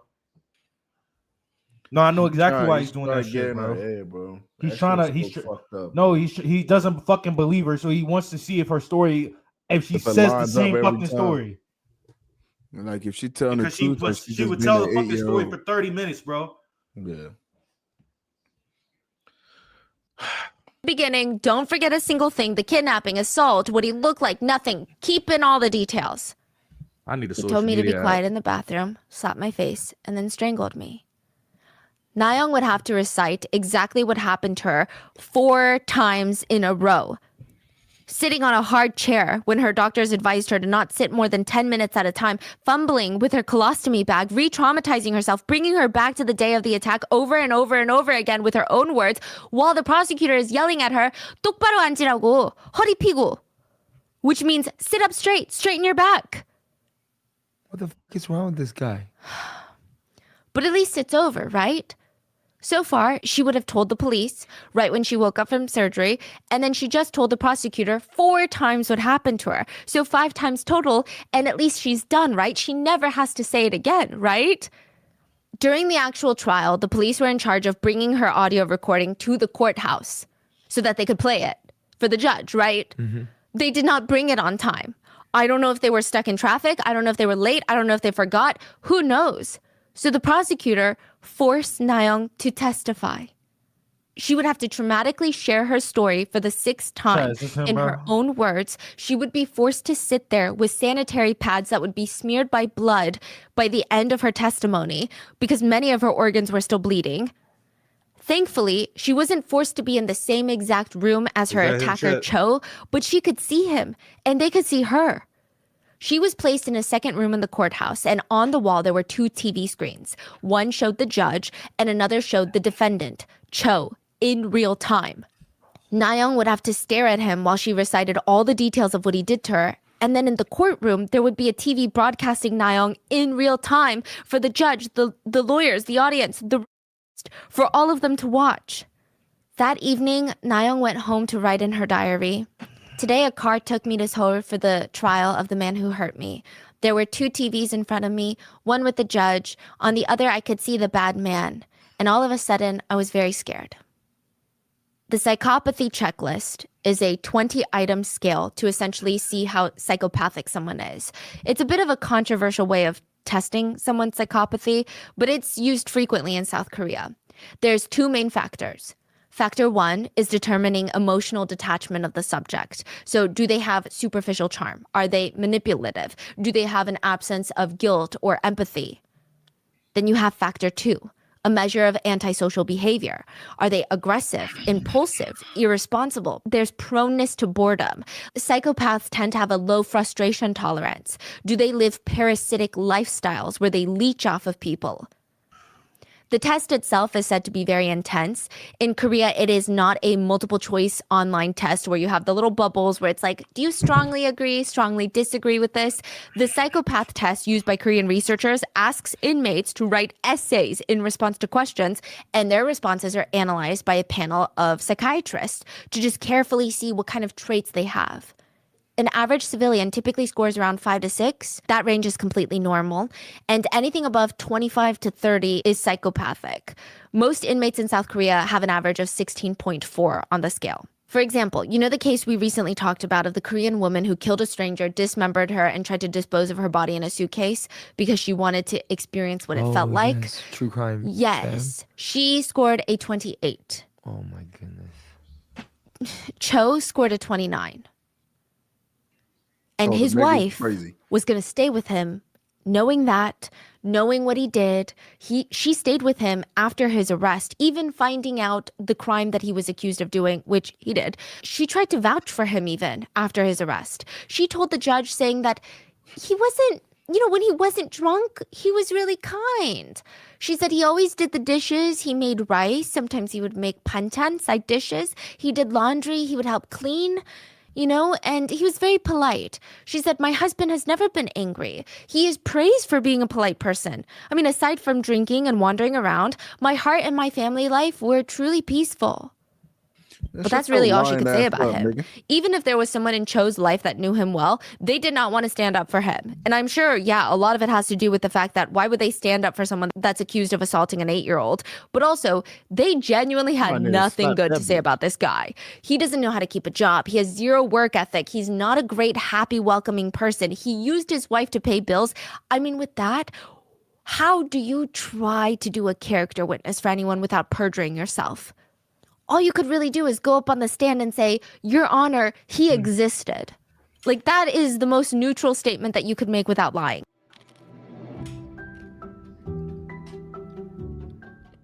Today's episode is sponsored by Acorns. Acorns helps you automatically save and invest for your future. And let's be real, investing can be intimidating.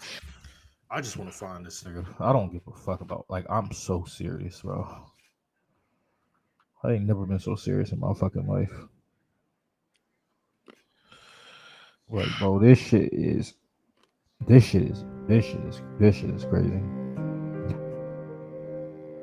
But I really don't think that anyone needed the psychopath test to understand that he was a complete psychopath. Even just the way that Cho would look at Na-young's parents during the trial, it was dripping with hatred.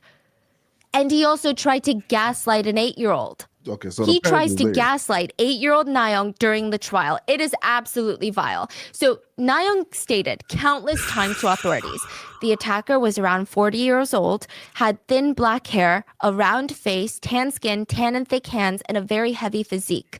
His voice sounded really heavy, and he did not wear glasses. A bit about this. Cho is 57, but he dyed his hair black just to look younger than his actual age. Na-young mistook him to be in his 40s, which, even without the dyed hair is completely understandable. Like, I have never met a kid that accurately guesses the age of an adult. Most kids I've met claim their parents are 102 years old. But because Na-young said he looked 40 and had black hair, what does he do during the trial?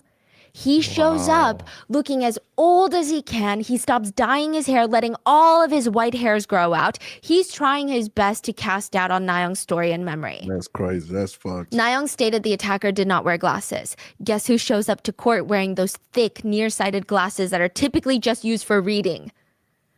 He loses a bit of weight before the trial. Na-young described her attacker as a heavy physiqued man. The attorney would even point at Cho, and he's like, look at my client. Na-young's testimony is inconsistent with Cho's appearance. But that's also super dumb. It's like, you really think just by doing that, we're going to buy your story? It's like, let me change my white shirt to black shirt. Now we don't know who you are. It's insulting. Yeah, exactly. And it's very, it's very like that type of, behavior. It's just like, well, You could tell the husband is not mad. you. Even though she clearly identified him in a police lineup as well. Like, it's crazy. And they were playing very dirty. But fine, you can try all you want, changing your whole look, having your wife vouch for you, but nothing changes the facts. Everyone knows what he did. He left a trail of evidence at the crime scene. He thought leaving the water would keep him safe by erasing all the evidence, but it didn't. The police found several fingerprints in the restroom, all leading to Cho. Okay. Side note, in South Korea, when you get your ID card, they take a whole palm print. So it's not like the US where not everybody is in the system. Every single person in South Korea, even without a criminal record, is in the system. And the palm print is interesting. So even if you touch something with just the inside of your palm and not your fingers, they can still track it to you. That's crazy. The police ran the prints and it led to a man named Cho Do-sun. They found CCTV footage from buildings near the church. The man in the footage matched the man in the system. When police went to his house, they found bloody socks and sneakers. The blood type on Cho's clothing was a match for Na-young's. Okay. So, yeah, you can try and not dye your hair, but the evidence is the evidence. But psychosis is defined as a severe mental condition in which thought and emotions are so affected that contact is lost with reality. Cho claimed he was in a state of psychosis when he assaulted Na-young. Shut the hell up, bitch ass nigga. Actually, that was his last version of events. Cho changed his story so many times throughout the trial. The very, very first time that he was questioned by police, he said that he came home after a smoke that morning. He started running the hot water for his wife so that when she got home after working the night shift, she could take a nice, long, hot shower. His alibi was, I was home. I wasn't at a church. I was home being a good husband. But his wife told the authorities that she came home after her night shift. Her husband was not home yet. She hopped in the shower. When she got out, he was home, had went to the room to change, plopped onto the bed without saying a single word to her, and fell asleep. The police caught him in his first lie. So Cho changed his story. He said, actually, what's interesting is I don't remember a single thing from that morning. So he went from remembering turning on the hot water for his wife, and now he doesn't remember anything. He even brought a 300-page handwritten testimony to court, just denying everything. He wrote, Your Honor, people with psychosis often say that it's their own taste, but it's not my taste in dealing with a child in an adult way. An 8-year-old girl in my mind is just a baby girl, and hopefully a sprout, a seed in our country that is yet to bloom. It is absolutely unforgivable for someone to commit violence knowing a child is that young. Exactly. How can I tell you the truth that this was not me? Your Honor, I will get surgery to remove my genitals to prove to you that it wasn't me. You may be framing me when someone else did this to her. I sincerely hope that you believe in the truth, Your Honor. He's doing the whole, if I'm lying, you can cut off my arm. What? Well, no, I can't cut off your arm, even though I think you're lying, because I would go to jail for that. Man, why are they even letting this nigga talk when they already got fucking foolproof evidence? But I think this was before. This was before? Yeah. Like, nigga, I'm like, why this nigga yapping? Nigga, you got evidence. This nigga fingerprint every fucking way. Like a very bizarre trump card to play in a very serious matter. He's insisting that this is not him. He would never do such a thing. He knows his character and he would hate people that does stuff like this. That was his news story. But eventually, that stops making sense. So then he goes with, okay, fine. You know what? I do remember things. I do. You know, the morning I went to the church building to use the restroom, the bathroom door burst open and a man rushes out. I saw little 8-year-old Na-young on the floor. She's trying to stand up. I'm trying to help her. She just keeps plopping down again. And, you know, I got scared, you know, because I thought if I report this, I will be blamed for this. So I ran off. In his newest story, he is the victim in all of this. There was another man who did all of this and terrified both Na-young and him. And now he's being framed for this man's crimes. This man kept changing his story based on how he felt the judge was perceiving his excuses. And if information came up to refute his previous statement, he would just come up with a new one. And I don't know how anyone could view him as a credible human being. Meanwhile, Na-young's testimony, on the other hand, never changed. No matter how many times prosecutors and police officers forced her to repeat it, asked her questions, tried to test her credibility, she was absolutely sure of every single detail. I just want niggas to know no sane human being would just automatically get scared that people will assume it's him. Nigga, you should have nothing to worry about if you have no fucking DNA in that area. That's what I'm saying. You stupid bitch. Like, bro, Like, if nigga, you whoever really believed didn't this do- nigga, honestly, needs to rot in hell with him.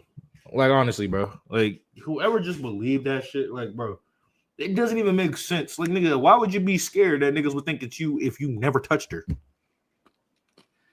There's no death penalty in South Korea, for real?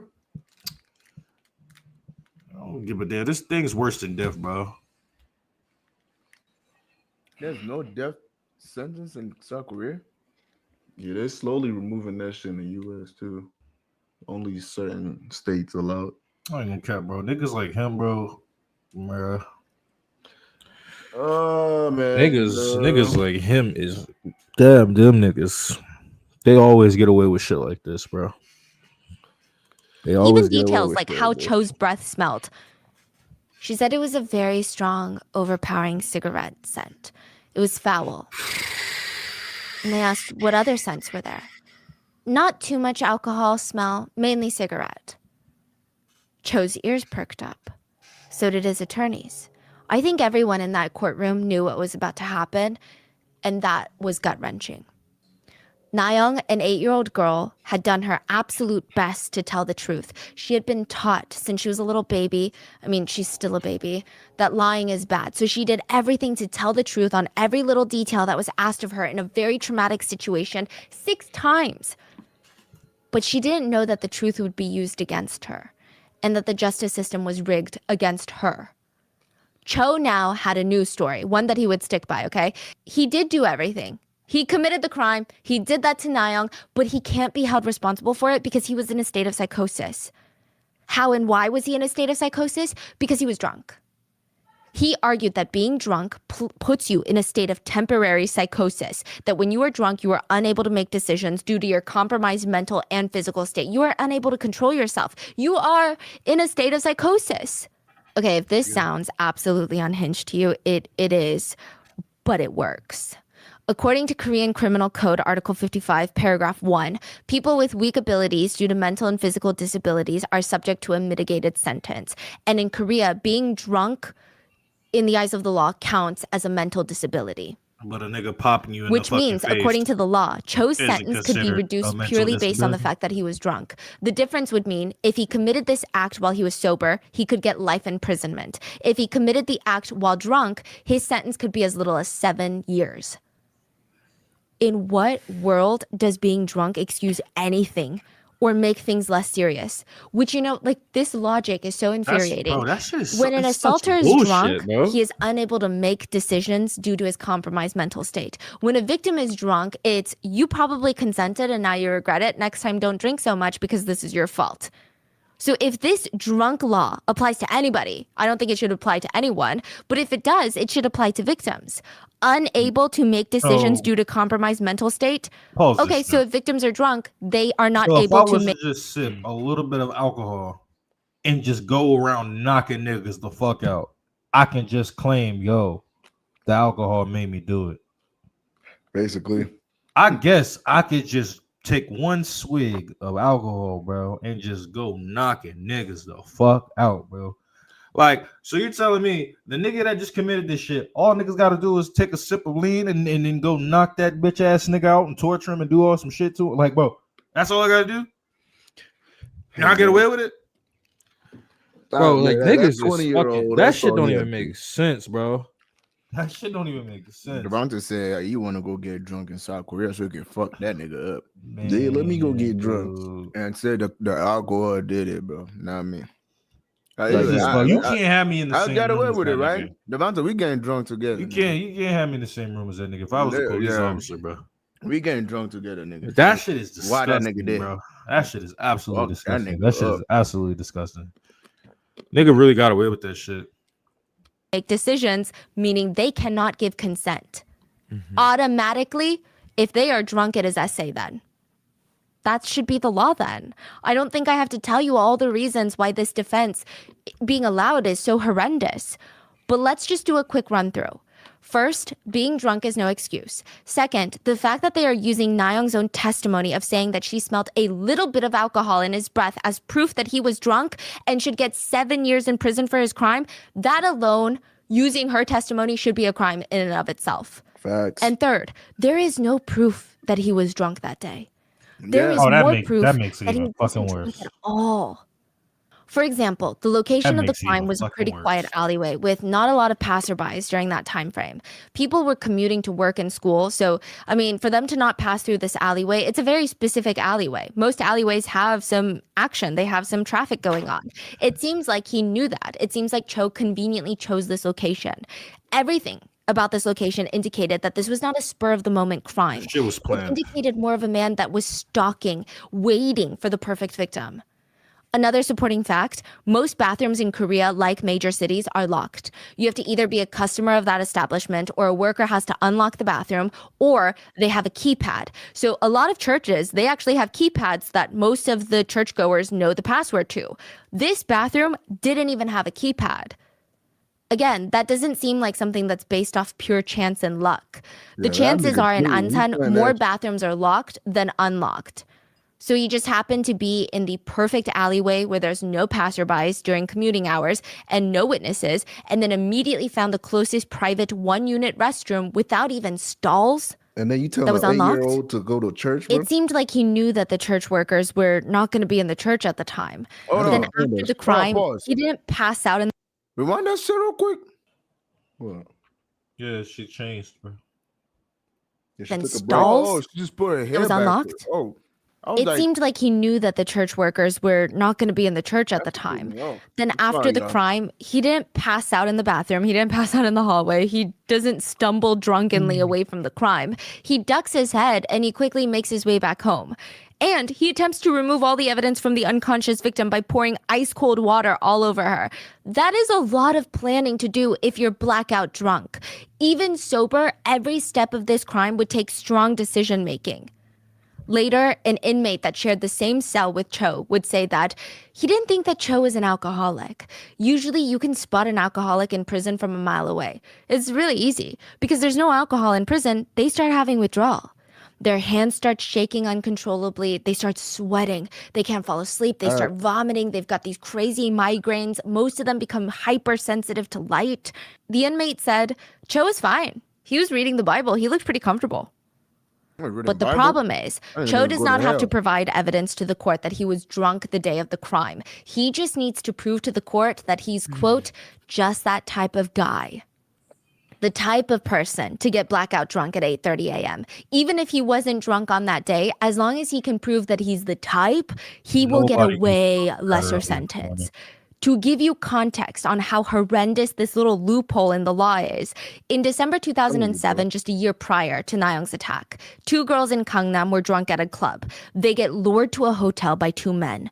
These men essay the girls, then call their friends over, hand over the hotel key, and at least another 5 men come in and essay the woman.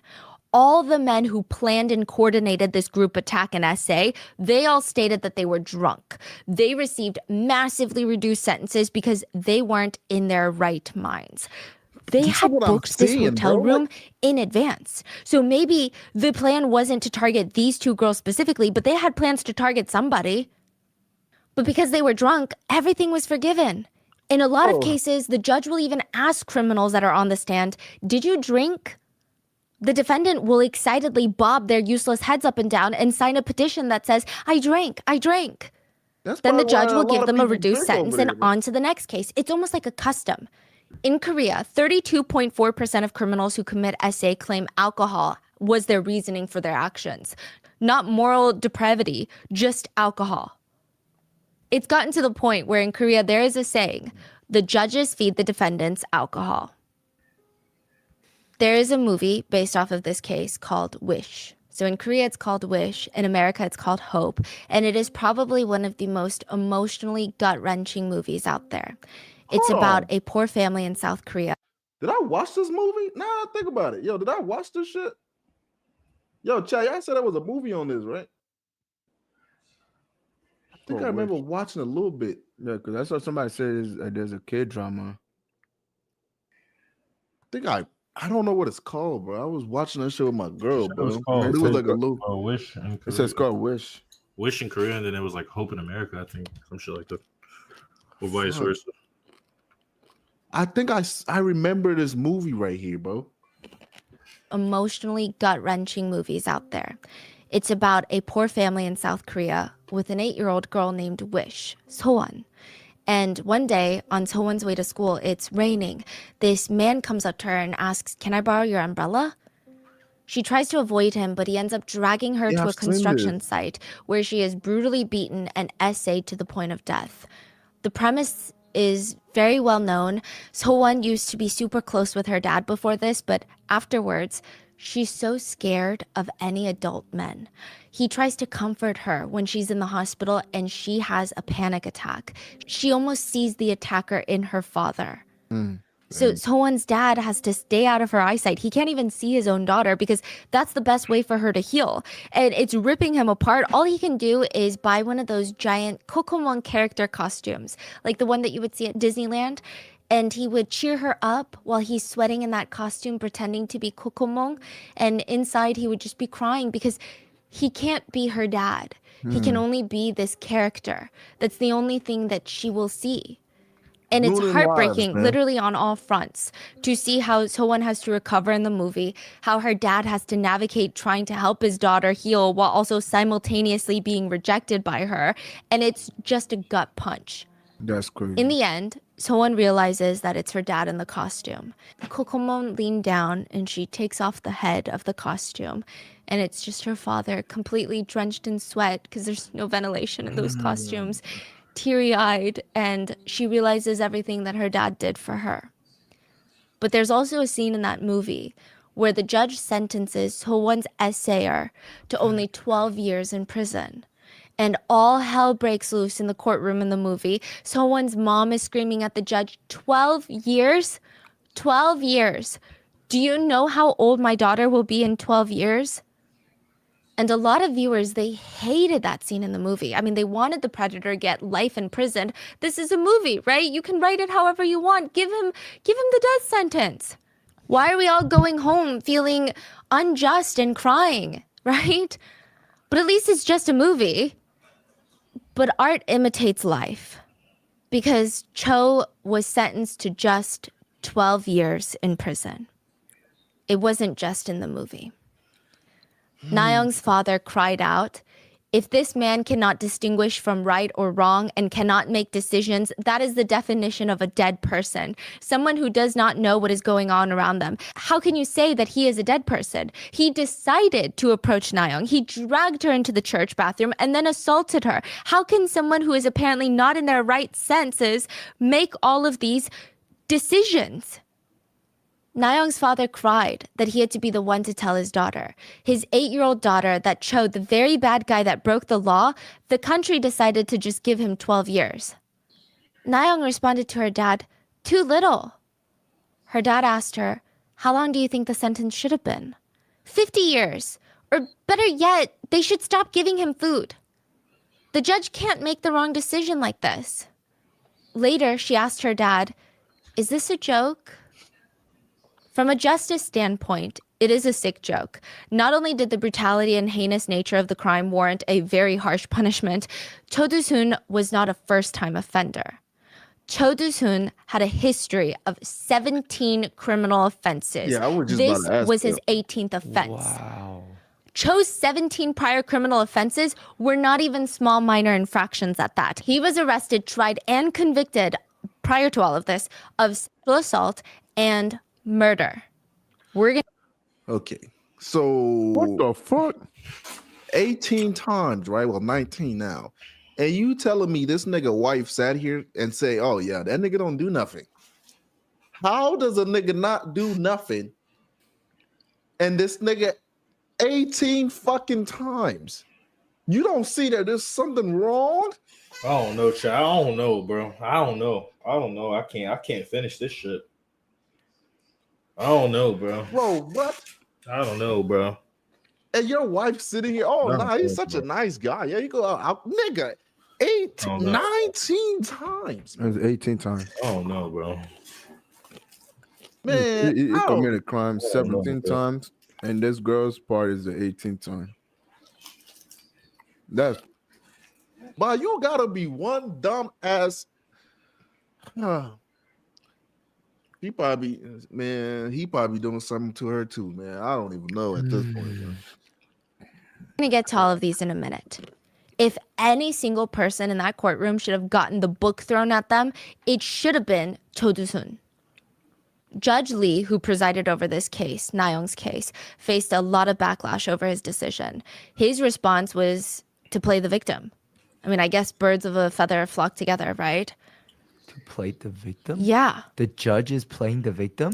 The judge said, judges are just public servants. As a public official, I am reflecting on the fact that I have not met the public sentiment. And because of that, not just me, but my whole family is suffering a lot from this case. What the fuck?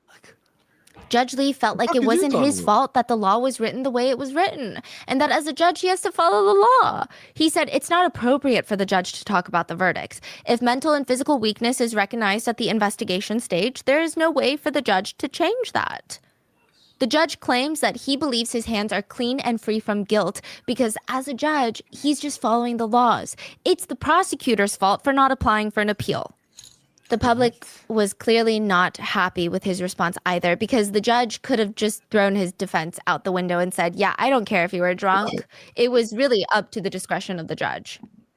So this whole, like, I'm following the letter of the law, that's not what the letter of the law says. It says you can get a minimum of 7 years, but you can still get life imprisonment, even if you're drunk.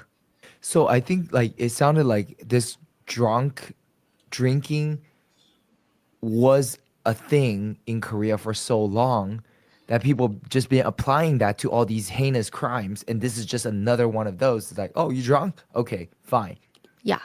That's it. 7 Yeah. years. I think Oh, they're yeah, just you so drunk? Oh, accustomed yeah. to that law 2 years. Which is that they don't crazy. even care about what the crime is anymore. They're saying it's like a custom, like it's a formula. You're drunk? Okay, here's a random sentence that means nothing. And that's been changed now, right? Like it's changed or it's changing. Barely. Really? Not really. There are some like amendments to laws, but no, I'm going to hit you with some recent cases soon. Yeah. Yeah. And a lot of netizens argued, if you want to argue the letter of the law as some excuse for your choice to sentence Cho to 12 years, then let's argue the letter of the law. Why is Cho being charged with SA? This was clearly attempted murder. Inflicting such visually fatal injuries on a child in the harsh winter and leaving cold water running over her unconscious body, you cannot try and argue in any way that you had no idea that this could kill the child. Well, she This has is a case of 10% attempted murder. How could the 10% judge chance not of see living. that? And with his What? criminal record of 17 prior major offenses, how could the judge give him 12 years? What? He's just gonna spend 12 years in prison, get out a new man? It is very hard for sex offenders to reform. A Korean news network, MBC, went to interview offenders like Cho. They've committed heinous crimes against children, and now they're free. Did they reform? Did they feel genuine remorse? Maybe if the public could understand them, they could understand what Cho was going to be like when he got out. Side note, when I say these offenders are free, I'm talking they're free. I genuinely mean it. In the United States, about 44 states have a variation of a law called Jessica's Law. The law in most states restricts child SAers from living near schools, parks, or anywhere where children can gather together. In Korea, they tried to pass a similar law, but it seems very unlikely to pass because Korea is such a densely populated country. That's not me defending why it can't be passed. Trust me. Like, I have better hills to die on than the comfort and rights of child predators. But a researcher at the Korean Institute of Criminology stated, such a law is unrealistic to apply in Korea, especially in Seoul and its surrounding regions, considering that schools, tutoring schools, like those hagwons, kindergartens, child-related facilities, they're virtually everywhere. They argue, plus, what if the law is abused by some people who would be willing to open a child-related facility to make their neighborhood an off-limit zone to ex-convicts? Again, not the hill that I'm trying to die on. Technically, released predators in South Korea can purchase, rent an apartment right next to an elementary school with windows facing directly into the playground if they so wish. And they do. There is an essayer that lives right next to a kindergarten. This is not Chodusun, but similar crimes. NBC followed him. He stayed home all day and only came out when the playground outside filled up. Wow. Kids had gotten out of school. They were playing. He would get up on one of the swings and just swing around while staring at the children. Do people not know that's him? No. His previous victims were between 7 to 11 years old. None of the kids there, none of the adults knew that there was a predator, a pedophile on the playground. Nobody. NBC tried to talk to him and he was angry. He lashed out. Are you here to let the world know about me or something? I'm already intimidated as it is. Are you trying to tell everyone in the neighborhood? I mean, you know full well how pitiful my life is, how people like us live. No freaking way. He It said gets- people like us? It gets worse. He finally sat down, and this was an anonymous interview, so we don't know what his face looks like. And he opened up to the producers. He has to wear an electronic monitoring device, an ankle bracelet, and he complained about it. He said, even when I put clothing underneath it, it really hurts. Like to have this heavy thing pressed up on the skin, it's going to start to sag. When I move around, the hard thing, it chafes my skin and it pokes me. So it gets red and I get blisters and it just really hurts. I mean, it's just kind of useless too. Like I may be wearing this, but what I realized is it doesn't really have a real effect. I just lower my pants and I hide it, and you can mess with it and touch it without anyone knowing. The producers were like, whoa, let's bring it back to the crime and the victims. Like we're here to figure out if this guy is remorseful. And they said, those kids, you scarred those kids for life. And what do you want me to do about it? Oh, I scarred them for life. I should feel pain too. Like you want me to live like that too? Oh my It doesn't matter to me whether they're hurt or dead. The important thing is I'm not going to suffer more because of them anymore. It's not like they're kind of some grand, beautiful woman or Jesus Christ or anything like that. They're just some ugly Maybe you kids. shouldn't have committed crime. But because then, of bitch. them, I'm suffering. It's totally useless. Wow, this is unreal. Did you intentionally try to avoid places with children or minors? Of course, I intentionally avoid all places with minors. I try to avoid those places on purpose because involuntarily, even without noticing, I start having those thoughts again if I'm around. So I What? avoid them on purpose. Nigga, you He was not literally telling the live- truth. This They nigga saw him just at the playground self-censored. that He's day, free. and the very next day they were watching him, he went straight to the playground. All he does is stare at the children, which is more than enough. Like, put the man back in jail, please. But that's right now. The judge ruled that he is high risk of reoffending. And they're not doing anything about it. Oh yeah. NBC went I and ain't gonna lie, found. cut this shit. Yeah. Imagine you finding out your Cut this kid shit. is sitting at the playground. Oh, what? Yeah, bro. Oh yeah. Oh yeah. Bro, this nigga Oh. literally said, "Oh yeah, Oh, yeah." Because when I get close, man. I feel like I'm gonna do it again. Oh yeah, we just gonna label this nigga. Yeah, high risk. Oh Bro. man, bro. Oh. Yeah. How you gonna say that after saying, "Yeah, I shouldn't suffer anymore because they're suffering. It's not my fault. What do you want me to do about it?" How you gonna say that and then say that shit afterwards? Oh man, Korea, I ain't gonna lie, bro. Y'all niggas gotta get this shit fixed. Y'all gotta get this shit together. Oh my god, that is fucking insane. It's like, bro, it's like Korea low key a cheat code, bro. Like if all the criminals could live over there, them niggas would live a happy life, bro. But that's what I'm saying, bro. It's so Shit, bro. it's so easy to bypass their laws, bro. That shit is insane. Like this shit feel like we live in medieval times, bro. Like Korea's still stuck in that medieval era, bro. Where niggas could just kill anybody and just be cool. Like bro, it don't even matter. Like what happened? Everybody could just be about their business. Is that what they on, bro? It's the time and they on, bro. Niggas on some medieval time shit, on some Game of Thrones shit. Niggas could just kill somebody broad daylight. Oh yeah, you only get 2 years. You good. Bro, people could attempt to murder somebody and they don't really serve time. Bro. Yeah, bro, they in that era, bro. They gotta get the fuck up out of that era, bro. Maybe it's because they don't got enough money for prisons, bro. I don't know what the hell it is. Deport them to get them niggas to North Korea. They'll take care of them. Yeah. Send them niggas somewhere, bro. If y'all don't got money for prisons, bro, throw them niggas in the ocean. Like, do something, bro. Yeah. Lock them up in the sea. This shit crazy. Hey, Miles, remove the R word because you two don't like that. Intentionally avoid all places with minors. I try to avoid those places on purpose because involuntarily, even without noticing, I start having those thoughts again if I'm around. So I avoid them on purpose. He was not telling the truth. They saw him at the playground that day, and the very next day they were watching him. He went straight to the playground. All he does is stare at the children, which is more than enough. Like, put the man back in jail, please. But that's right now.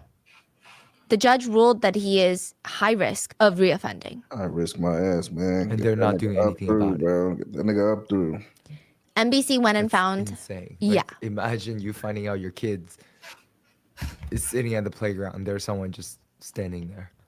And he's. And the people's like, what can we do, right? Yeah.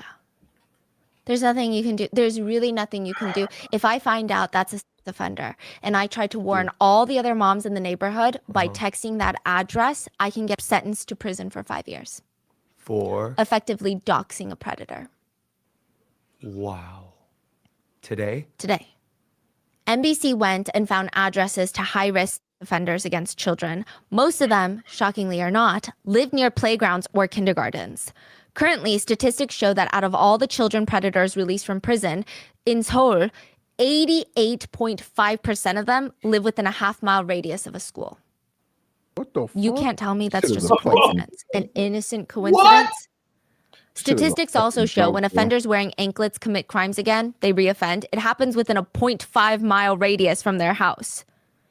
NBC found another one of those offenders to see if maybe he had reformed. He felt remorse for what he did. He had assaulted an 11-year-old when he was like 70-something years old.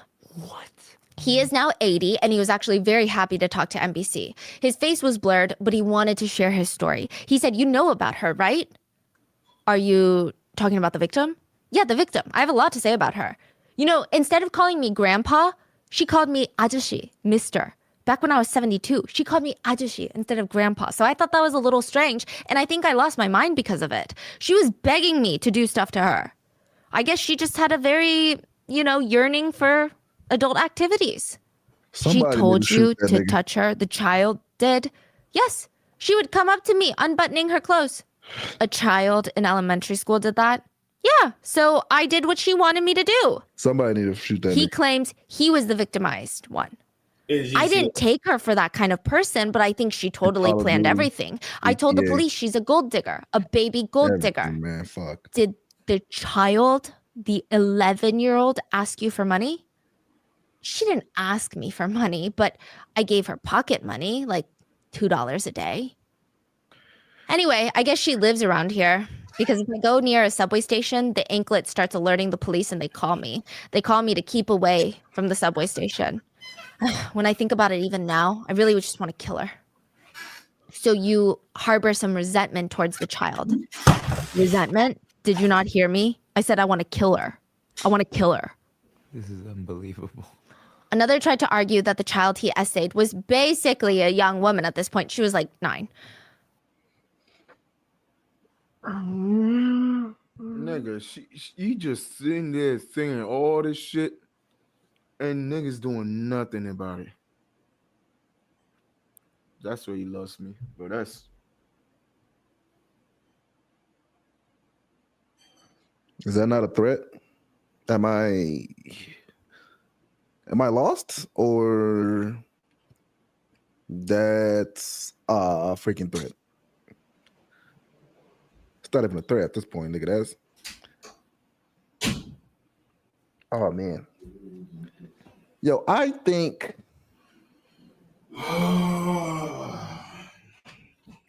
honestly, I think they need the death penalty over there, man. Cause I feel like they gotta see for themselves first. They probably gonna make niggas act right. Cause they need the death penalty over there. They need it. Once it happens to a couple niggas, it's gonna open niggas' eyes. Bro, nah, fuck that. They need a torture, like some type of torture penalty, bro. Torture a nigga for like 2 years straight, back to back, nonstop, keep him alive.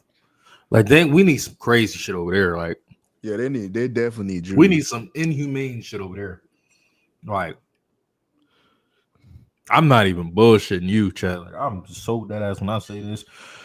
Fuck all that torturing is bad. Nah, nigga. When you got niggas like this lurking, my goodness, man, get them niggas up through. Shit is insane. Put them niggas in there. So there wasn't anything unjust about it. Particularly a young woman at this point. She was like 9. So there wasn't anything unjust about it. He also added, if you keep oppressing us, there are only 2 things we can do. Either die or go back to prison. Okay, die. Sorry. One profiler who works with offenders, including Cho, said, the thing with these criminals, the one thing that they have in common is they think the cause of their problem lies with the victim. So even if they're released from prison, they blame the victim for causing the problem and they feel wronged. They think to themselves, I wasn't that bad, but they made me out to be this heinous criminal. And they maintain this very distorted perception of life. A lot of these other offenders have been dubbed in media as Chos, even though that's not clearly their names, because labeling someone as Chodusun, even though that's not his name, tells you all you need to know about this person and what they did. Professor of psychology Lee Soo-jung said, there are many child offenders like Chodusun in our country before this case, and it seems like there will be many more after. There are not many, actually very few countries that would allow a child sex offender to return to his place of residence so freely without any special precautions. And it seems very unlikely for someone like Cho to reform. His whole life, 70 years, all he's known is himself and violence. That's all he cares about. Cho had to drop out of 6th grade because he was a raging bully. He never went back to school. That's the extent of his education. At 18, Cho committed his first known crime. He stole a bike. He was caught, but it appears that he really likes theft. He kept stealing. He was very active at one point, lived with multiple women, and like no judgment on this part if it's not Cho, but I just don't think that everything would have been consensual and everyone was of age, right? I doubt it. Cho was convicted of assaulting one of his roommates. He served a small, light prison sentence for it. He was then later arrested of essaying a 19-year-old when he was 31. He was only sentenced to 3 years in prison for that. When he got out, he married his current wife, known by the media as Miss O, and they had a son. But the son ended up passing away when he was only 3 months old. And they had a pet Maltese. But he allegedly killed that pet Maltese for peeing on the carpet. It's alleged that Cho threw the Maltese on the ground multiple times and then gouged out its eyes with sticks. He would later allegedly say that he did it because he loved his wife so much. That dog was not peeing on the pee-pee pads, and therefore that dog was bad for his wife, so he had to kill the dog out of love for his wife. And the Side note, his wife is 15 years younger than him, and a producer that interviewed people involved in this case stated, it's unclear if Cho's wife is a victim or an enabler or both, so it's very difficult to understand her and her act. What year this nigga got married? She's 15 years younger than him. When this nigga get married? Was he 30? I don't know how the fuck y'all niggas sit here and sit through this and watch this shit. I don't know how y'all do it, chat. I genuinely don't know how y'all do it. I don't know how you do it. Either die or go back to prison. I don't know how the fuck y'all do it. Okay, die. Sorry. One profiler who works with offenders, including Cho, said, the thing with these criminals, the one thing that they have in common is they think the cause of their problem lies with the victim. A lot of these other offenders have been dubbed in media as Chos. Even though that's not clearly the apology, Lee Soo-jung said, there are many child offenders like Cho Do-sun in our country before this case, and it seems like there will be many more after. There are not many, actually very few countries that would allow a child sex offender to return to his place of residence so freely without any special precautions. And it seems very unlikely for someone like Cho to reform. His whole life, 70 years, all he's known is himself and violence. That's all he cares about. Cho had to drop out of 6th grade because he was a raging bully. He never went back to school. That's the extent of his education. At 18, Cho committed his first known crime. He stole a bike. He was caught, but I just don't think that everything would have been consensual. Mates, he served a small, light prison sentence for it. He was then later arrested of essaying a 19-year-old when he was 31. He was only sentenced to 3 years in prison for that. When he got out, he married his current wife, known by the media as Miss O, and they had a son. But the son ended up passing away when he was only 3 months old. And they had a pet Maltese. But he allegedly killed that pet Maltese for peeing on the carpet. It's alleged that Cho threw the Maltese on the ground multiple times and then gouged out its eyes with sticks. He would later allegedly say that he did it because he loved his wife so much. That dog was not peeing on the pee-pee pads, and therefore that dog was bad for his wife, so he had to kill the dog out of love. There's a reason why God didn't want to give him a son, bro.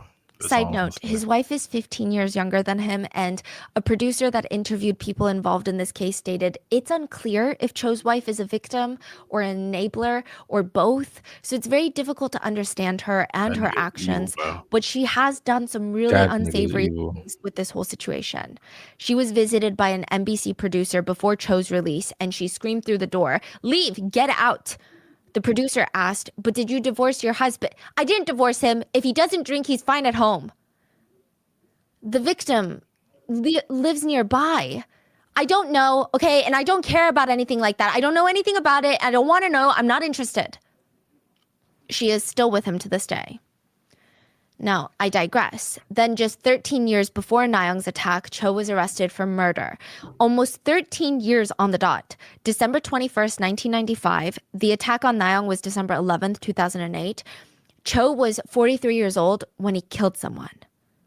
He was out drinking with his friends when this 60-year-old man, who was not friends with Cho, is not part of the friend group, made this passing comment at the bar about a past president that he supported. Cho went into this violent, erratic, hysterical temper tantrum, and out of nowhere, he just starts pummeling this old man and would not stop until there was blood and brain matter everywhere. The old man's face was completely disfigured, and he was dead. Cho was only sentenced to 5 years in prison. Let me guess, he was drunk. Yeah. Yeah. And I can't make this up. Just 8 days later, the Korean law was reformed, and those convicted of murder would be given life sentences with the possibility of parole. But still, if he had killed this man 8 days later, he would have been given a life sentence. Even if later that life sentence was reduced, he would still be in prison on December 11th, 2008, and Na-young would not have been attacked. Bro, Korea, man. But y'all niggas is giving niggas 5 years for murder, bro. Like, what is going on? Like, chat, what is going on? So what the fuck is the point of their prisons? Like, what is the point of it? Like, let's be honest here. Like, are they oversaturated? Like, are they overpopulated at their prisons? Because that is the only reason I can think of this shit. Like, that's the only reason. Like, there's no reason. 5 years is the maximum they giving niggas. Their prisons have to be full. Like, their prisons have to be full. Like, there's no other way I can think. There's no other thing I can think of. That shit is a joke. Like, they have literally no more room in prison. Like, they literally have to do this shit. Jokes. That law went into effect just 8 days later, and it did not apply retroactively. So they can't just go in and be like, "Never mind, Cho, we're going to change it for you too." So y'all waited till he killed somebody. But I guess even at that time, the new law, it still was not much. The 5-year sentence was too long, according to the Korean justice system, if you can call it a justice system at that point, because that sentence was then reduced to 2 years in prison. Cho was released after 2 years in prison because he was drunk when he killed that man. That's what it's called. The same excuse he would use 13 years later. Say fuck everything. Like, they don't give a fuck. Part of Na-young's therapy was writing in her journal and drawing. It was just a good way for her to process her emotions. You got 2 years. Na-young's dad said, "Na-young changed a lot since the attack, you know? She's still passionate, still energetic, but there was, that's something that Cho could never take away from her. But that carefree attitude that every child should have the right to have, that every adult on this planet should honestly work collectively to protect, that was gone." And it was very hard for Na-young's parents and Na-young's older sister. They wanted to do everything to help, but sometimes they don't know how to help. Nayoung's dad said, my child writes in a diary every day, and I read it secretly sometimes because I just want to know her thoughts. But no matter what happens, she blames herself first. One day I scolded her, and I felt really sorry about it. So I looked at her diary, and I thought that she was going to write like a normal child. My dad scolded me, so I'm mad. But instead she wrote, even if I were my dad, I would have scolded myself too. Clearly, I deserved it. And Nayoung's dad's heart just broke into two. I mean, for one, she's so quick to think that things are her fault. And two, she's growing up way too quickly. Kids her age are supposed to be angry when their parents yell at them. They're supposed to not be understanding and not supposed to be seeing everybody's point of view. They're supposed to be children. Nayoung's dad said, until last year, she was a normal elementary school student. But now it seems like she has the mentality of a college student. And every 2 weeks, Nayoung's dad feels like he has to cut open his own chest and rip out his heart because every 2 weeks they have to travel to Seoul. She has her counseling treatments, but also they have to go see a specialized doctor who was working on creating her an artificial anus. Now, side note, he was doing this free of charge. The doctor had heard about the case on the radio and offered up his services. The artificial rectum would hopefully mean that she would not need the colostomy bag anymore. I mean, even that is not easy. The operation should typically only take 4 hours for most people, but Nayoung would need to have multiple surgeries, and the first one lasted over 10 hours. Damn. When the doctors opened her up, they realized that her organs were basically tangled. There was a ton of inflammation and scarring inside of her little body. One side of her pelvis had hardened like stone. It was a lot. And even when they were successful at implanting the artificial rectum, she would still need copious amounts of therapy to try and get her own tissues to have that regular bowel movement again. And until then, she would still need her colostomy bag. And the family, they don't have a lot of money, especially after taking off time to take care of Nayoung. They're barely making ends meet. They don't own a car. So every 2 weeks, Nayoung's dad has to watch Nayoung wake up and walk up and down the subway stairs, clutching her giant colostomy bag that hits her knees. And she never complains. She's healing so slowly, but there's healing. Last time Nayoung's family shared one of her drawings with the public, it was of Cho in the cell eating a bowl of cockroaches and a hammer on his head. Now she's drawing SpongeBob with sunglasses. And SpongeBob is smiling, and another one is like a pretty princess with long flowy hair. And they asked her, why the glasses? And Nayoung said, oh, I thought if I put glasses on, he would look cooler. So I tried SpongeBob with glasses. And the princess, that's me. And Nayoung would smile, and the scar on her cheek would go up. But even going to Seoul to get counseling and medical treatments, it's a huge stress on Nayoung. Not just the physical act of getting on the subway and making this very strenuous trek, but for a lot of reasons. Nobody in school, except some of her closest teachers and friends, knew that she is Nayoung. From what I can tell, everyone has been incredibly diligent about keeping her identity private because that's what she wishes.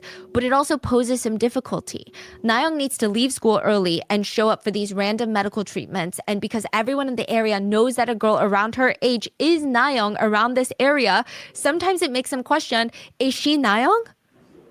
She wrote in a journal, today I had to go home early, so I couldn't stay till the end of 6th period. I just went home. I think my friends will think that I'm weird. What am I going to tell them on Monday?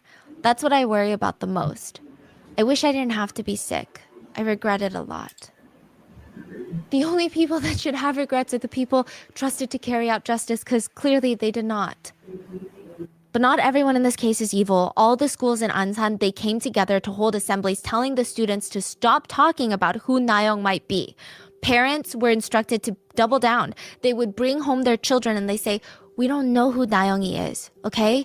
But how sad would it be if she's your classmate and she heard you talking about who she may or may not be?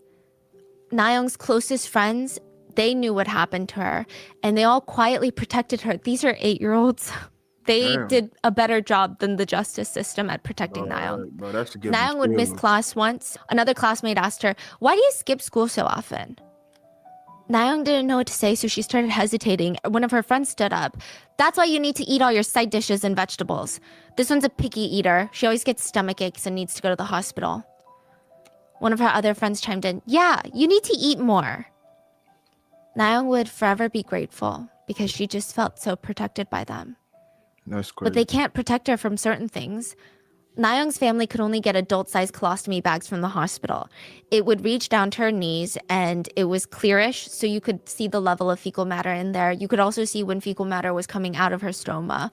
And Nayoung would come home early from school, sometimes because it would fall out, or it would fall off, or sometimes it would overflow onto the ground, and fecal matter would spill everywhere, and Nayoung would have to come home early from school.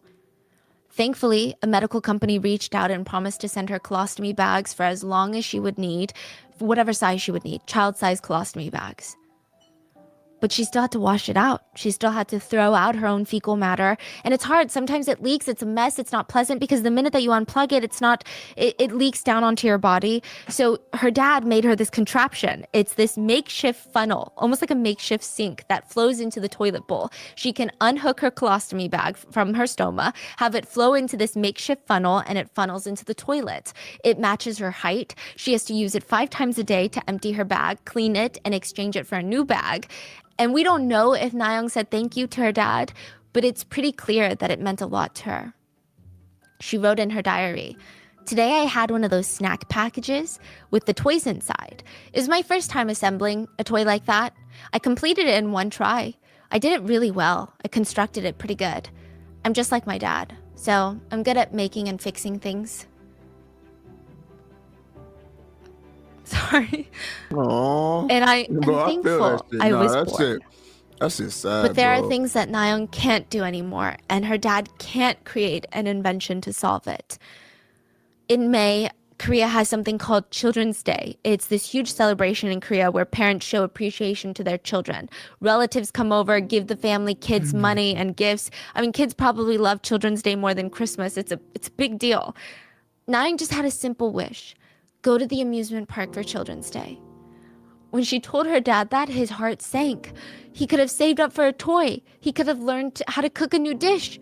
But in amusement park, Nayoung's colostomy bag had to be emptied frequently. It made it nearly impossible for her to be outside for long periods of time unless she's at a hospital.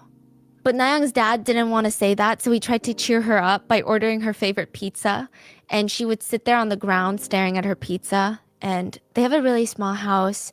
They don't have space for a dining table, so they have one of those foldable tables that you fold out and put on the ground. And you sit on the ground and eat, and when you're done, you fold it back up and put it away. She wouldn't even make eye contact with her dad. She wouldn't even touch the pizza. He poured her a cup of orange juice. "Here, drink this. This is the one that you like." "I don't want it." Her dad got up and went to the fridge. "Okay, well, how about some yogurt? Why don't you pick one of these to try?" She refused to drink any of the ones that he tried to give her. He said, "I feel like I'm living with my in-laws right now." "Come on, Nayoung, do you want to go see a movie?" Nayoung wouldn't even snort. She wouldn't even look at him. Nayoung's dad was so stressed. I mean, it's hard enough to get Nayoung to eat as it is. She doesn't absorb nutrients well, and she has to eat 3 times more than the other kids to grow at the same rate. She was over 4 feet tall and only weighed 55 pounds. It took him a long time to get a juice in one hand and a slice of pizza in her other hand, and he pulled out a yellow gift box, and her face lit up. "What is that?" Someone who knew her and knew what she had been through knew that she liked The Simpsons, and they sent her a toy set for Children's Day. Nayoung was so happy. She spent all day assembling her Simpsons toys on the window in her room. And later, Nayoung would actually grow out of Children's Day. She got hit with what her dad calls junior high school student sickness. All of Korea calls it that. It's another word for puberty, when kids don't want to be around their parents anymore.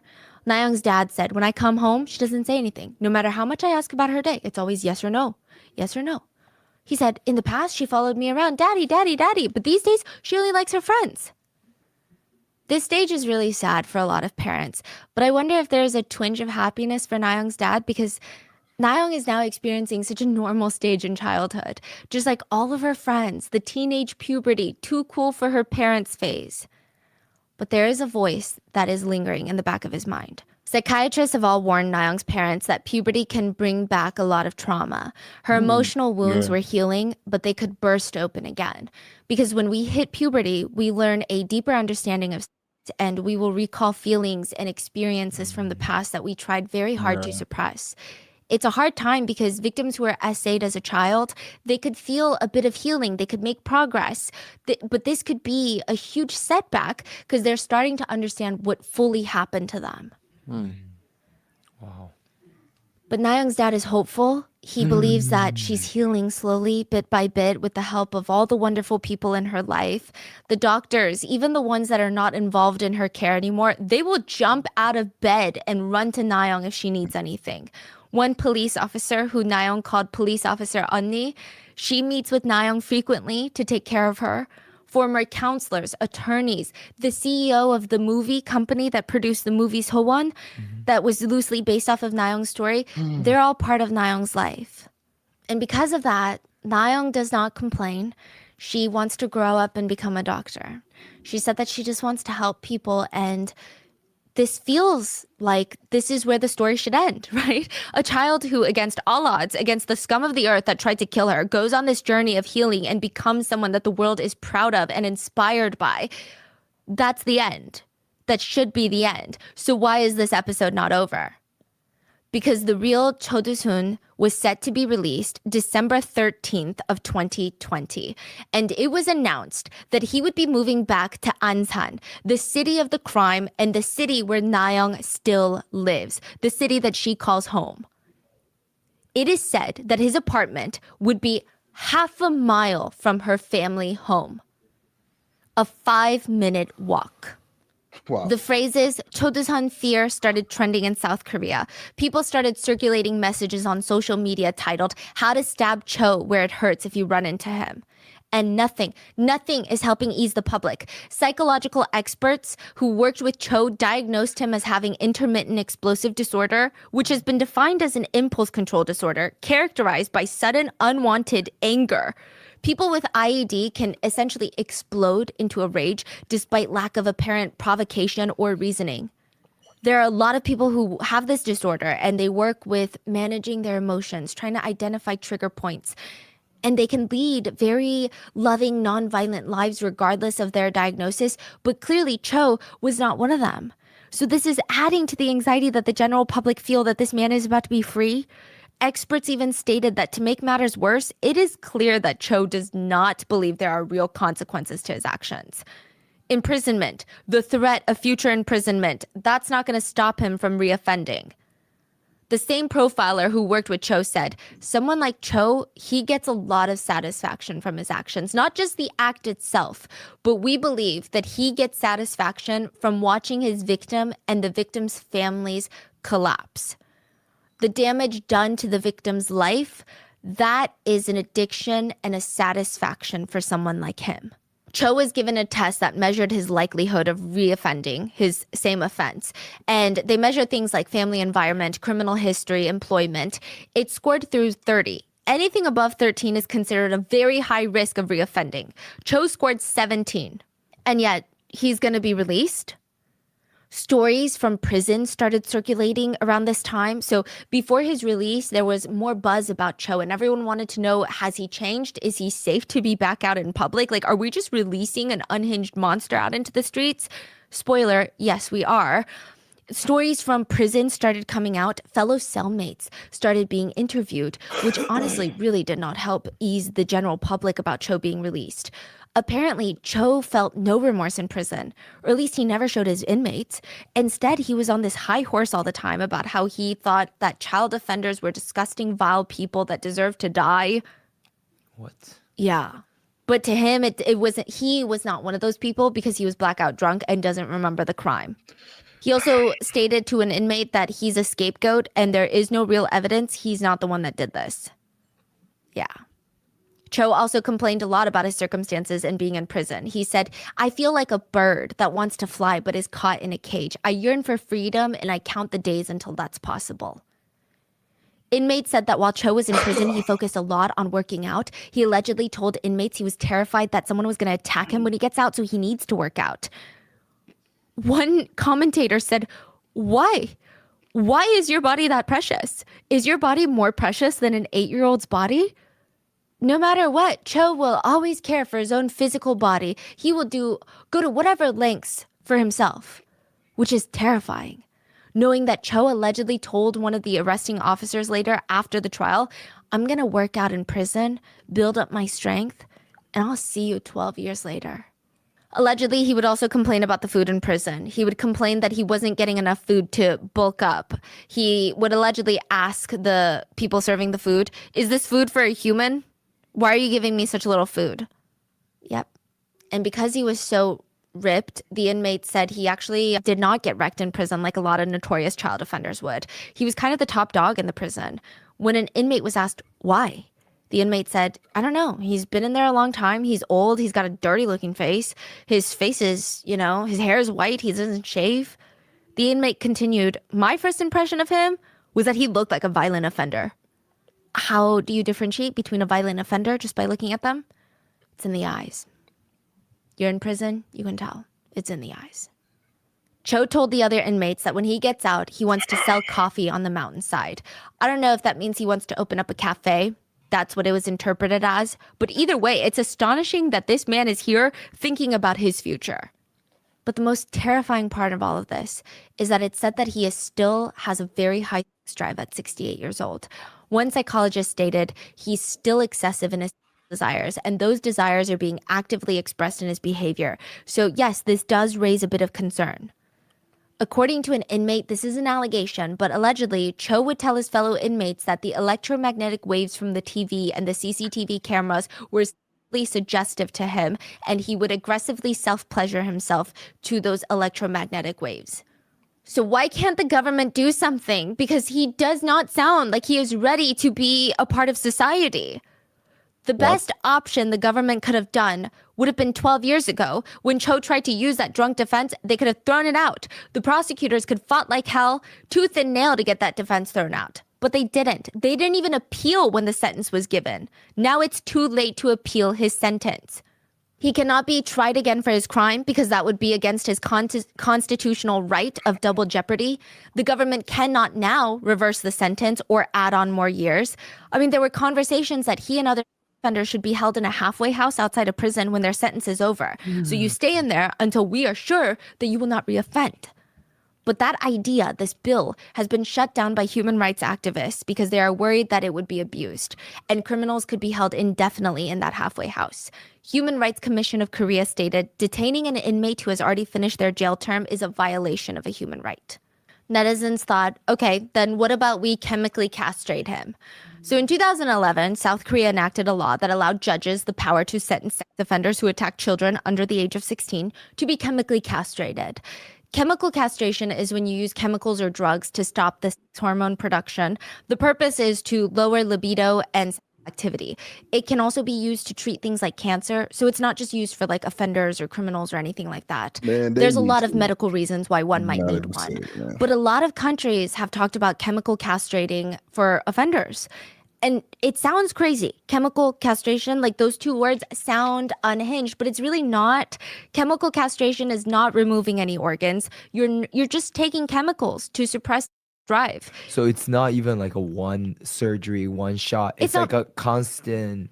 Yes, it's not permanent. Oh, wow. Yeah, it's not a form of sterilization either. You can continue to have children. I mean, generally, chemical castration is reversible when you stop the treatment, when you stop receiving those chemicals. And there are some risks like increased body fat and reduced bone density and increase in long-term risk of cardiovascular disease. But like birth control probably has same amount of risks. And compared to the injuries inflicted by Cho, I would say that these side effects seem non-existent. But that law was passed in 2011. It does not work retroactively. So no one can force Cho to be chemically castrated. He also cannot be forced to live away from schools like we talked about. In fact, he can't even be forced to live a certain distance away from his victim. He can move half a mile away if he so wishes, which is exactly what he does when he gets out.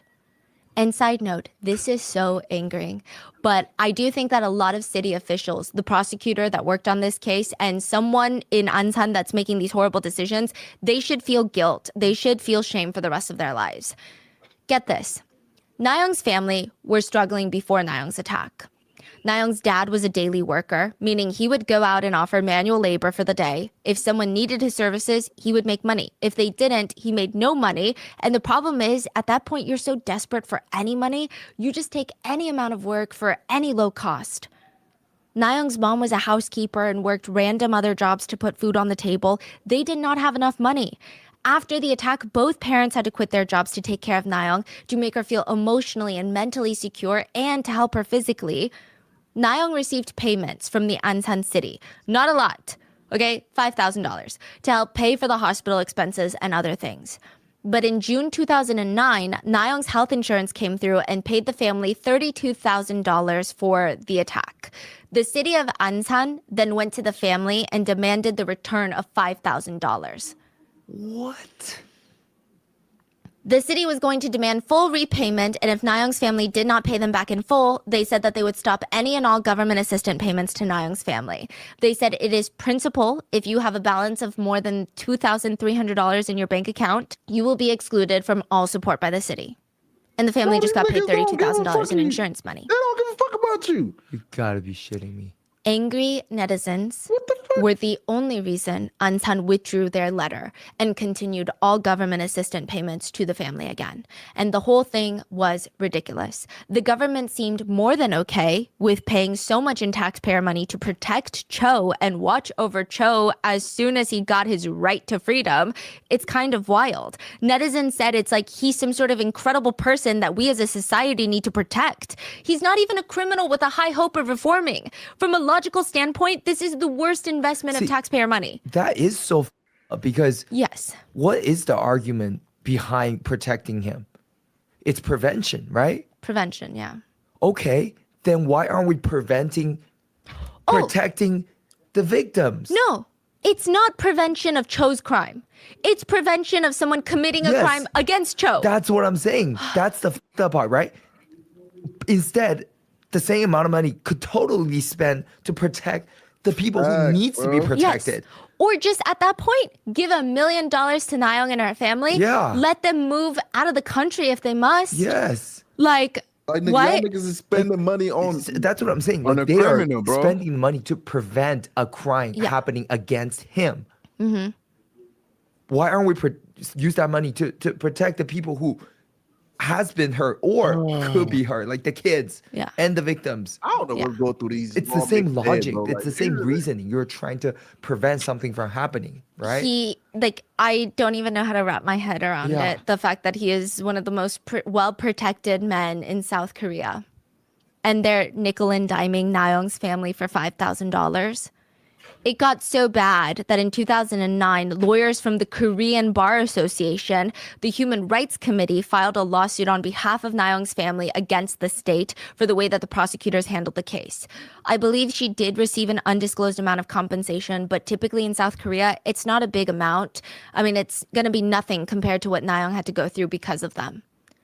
To make the situation even more frustrating, Cho will be living on government assistance when he gets out. He will be receiving $1,000 a month from the government. It's unbelievable. A lot of people were angry for this for obvious reasons, but also because he didn't even pay taxes for the past 12 years. He was in jail for committing one of the most heinous crimes known to mankind. Why does he have the right to government assistance? A lot of netizens commented, I'm jealous. I don't have money either, but they're not giving me anything. This bastard Chodusun gets to live and eat off of our tax money. I don't usually swear, but this is unfair. Someone else commented, I can't even receive tax benefits while Chodusun can receive them and eat well. I can't help but laugh. The government did try to ease the public, and they said, well, Cho is not completely free, guys. We have limitations. He's going to wear a GPS-enabled anklet 24/7 for 7 years. His address and personal details will be disclosed on a government website for 5 years. But after that, it will be illegal for citizens to find him after 5 years and warn friends of his address. 5 years, really? You could be sentenced to 5 years in prison. Literally, why? Like, why? Why does it matter 5 years later we need to hide where he lives? Like, why? Yeah. Even now, you could be arrested. So, for example, if I was a Korean citizen and I told you where Cho lives, even through a private text message, like a Kakao Talk message, I could be arrested. All I can say right now, even though his address is on the government website as of right now, is, hey, go to the government website to find his address. Wow. What? Can't even say But I do like, that. why can't we just all dox him after 5 years and then state that we were all drunk? Right. We were in a state of temporary psychosis, of course. Cho was also assigned a one-on-one parole officer, and they stated it would be 24-hour surveillance once Cho gets out. Round-the-clock surveillance. And the probation officer is permitted to make random visits to Cho's home. But even the probation officer was interviewed, and he said, there is a real possibility Cho will harm other people and enact other extreme forms of violence. Like, on the record, it says I'm supposed to surveil him 24 hours a day, but in reality, when he goes to bed, we can't keep track of that. If he's in his house before bed and drinks, we can't really control that. We are trying to do our best within the frame of the law. And fine, he has to wear a GPS tracking anklet bracelet for 7 years, but so what? The other offenders that NBC interviewed, they had an ankle bracelet. They were at playgrounds. That doesn't alert anyone of anything. Other than maybe where he is, but we don't know where he is, with who he is. He could easily kidnap a kid and bring them into his house. What would the ankle bracelet tell his probation officer? That he's safe at home? That's it. And it's only on for 7 years. Cho is prohibited from drinking more than a certain amount of alcohol. His blood alcohol concentration has to stay below 0.03%, which is one drink if you drink it very quickly. So he's not even forbidden to drink, which is wild, considering the whole reason he claims he committed this crime was because he was drunk. But they're like, fine, you can still drink a little bit. That's what I'm saying. Like, he also has a curfew. He cannot leave his house between the hours of 9 p.m. and 6 a.m. Which, okay, and what? What is that going to do for anyone? The attack on Nayeong happened at 8:30 a.m. I don't know who came up with these type of laws. Yeah. Laws, my nigga. Idiot. Like, no kids are even outside typically at 9 p.m. to 6 a.m. Yeah. This curfew is masquerading as some sort of big prevention tactic, and it's very odd.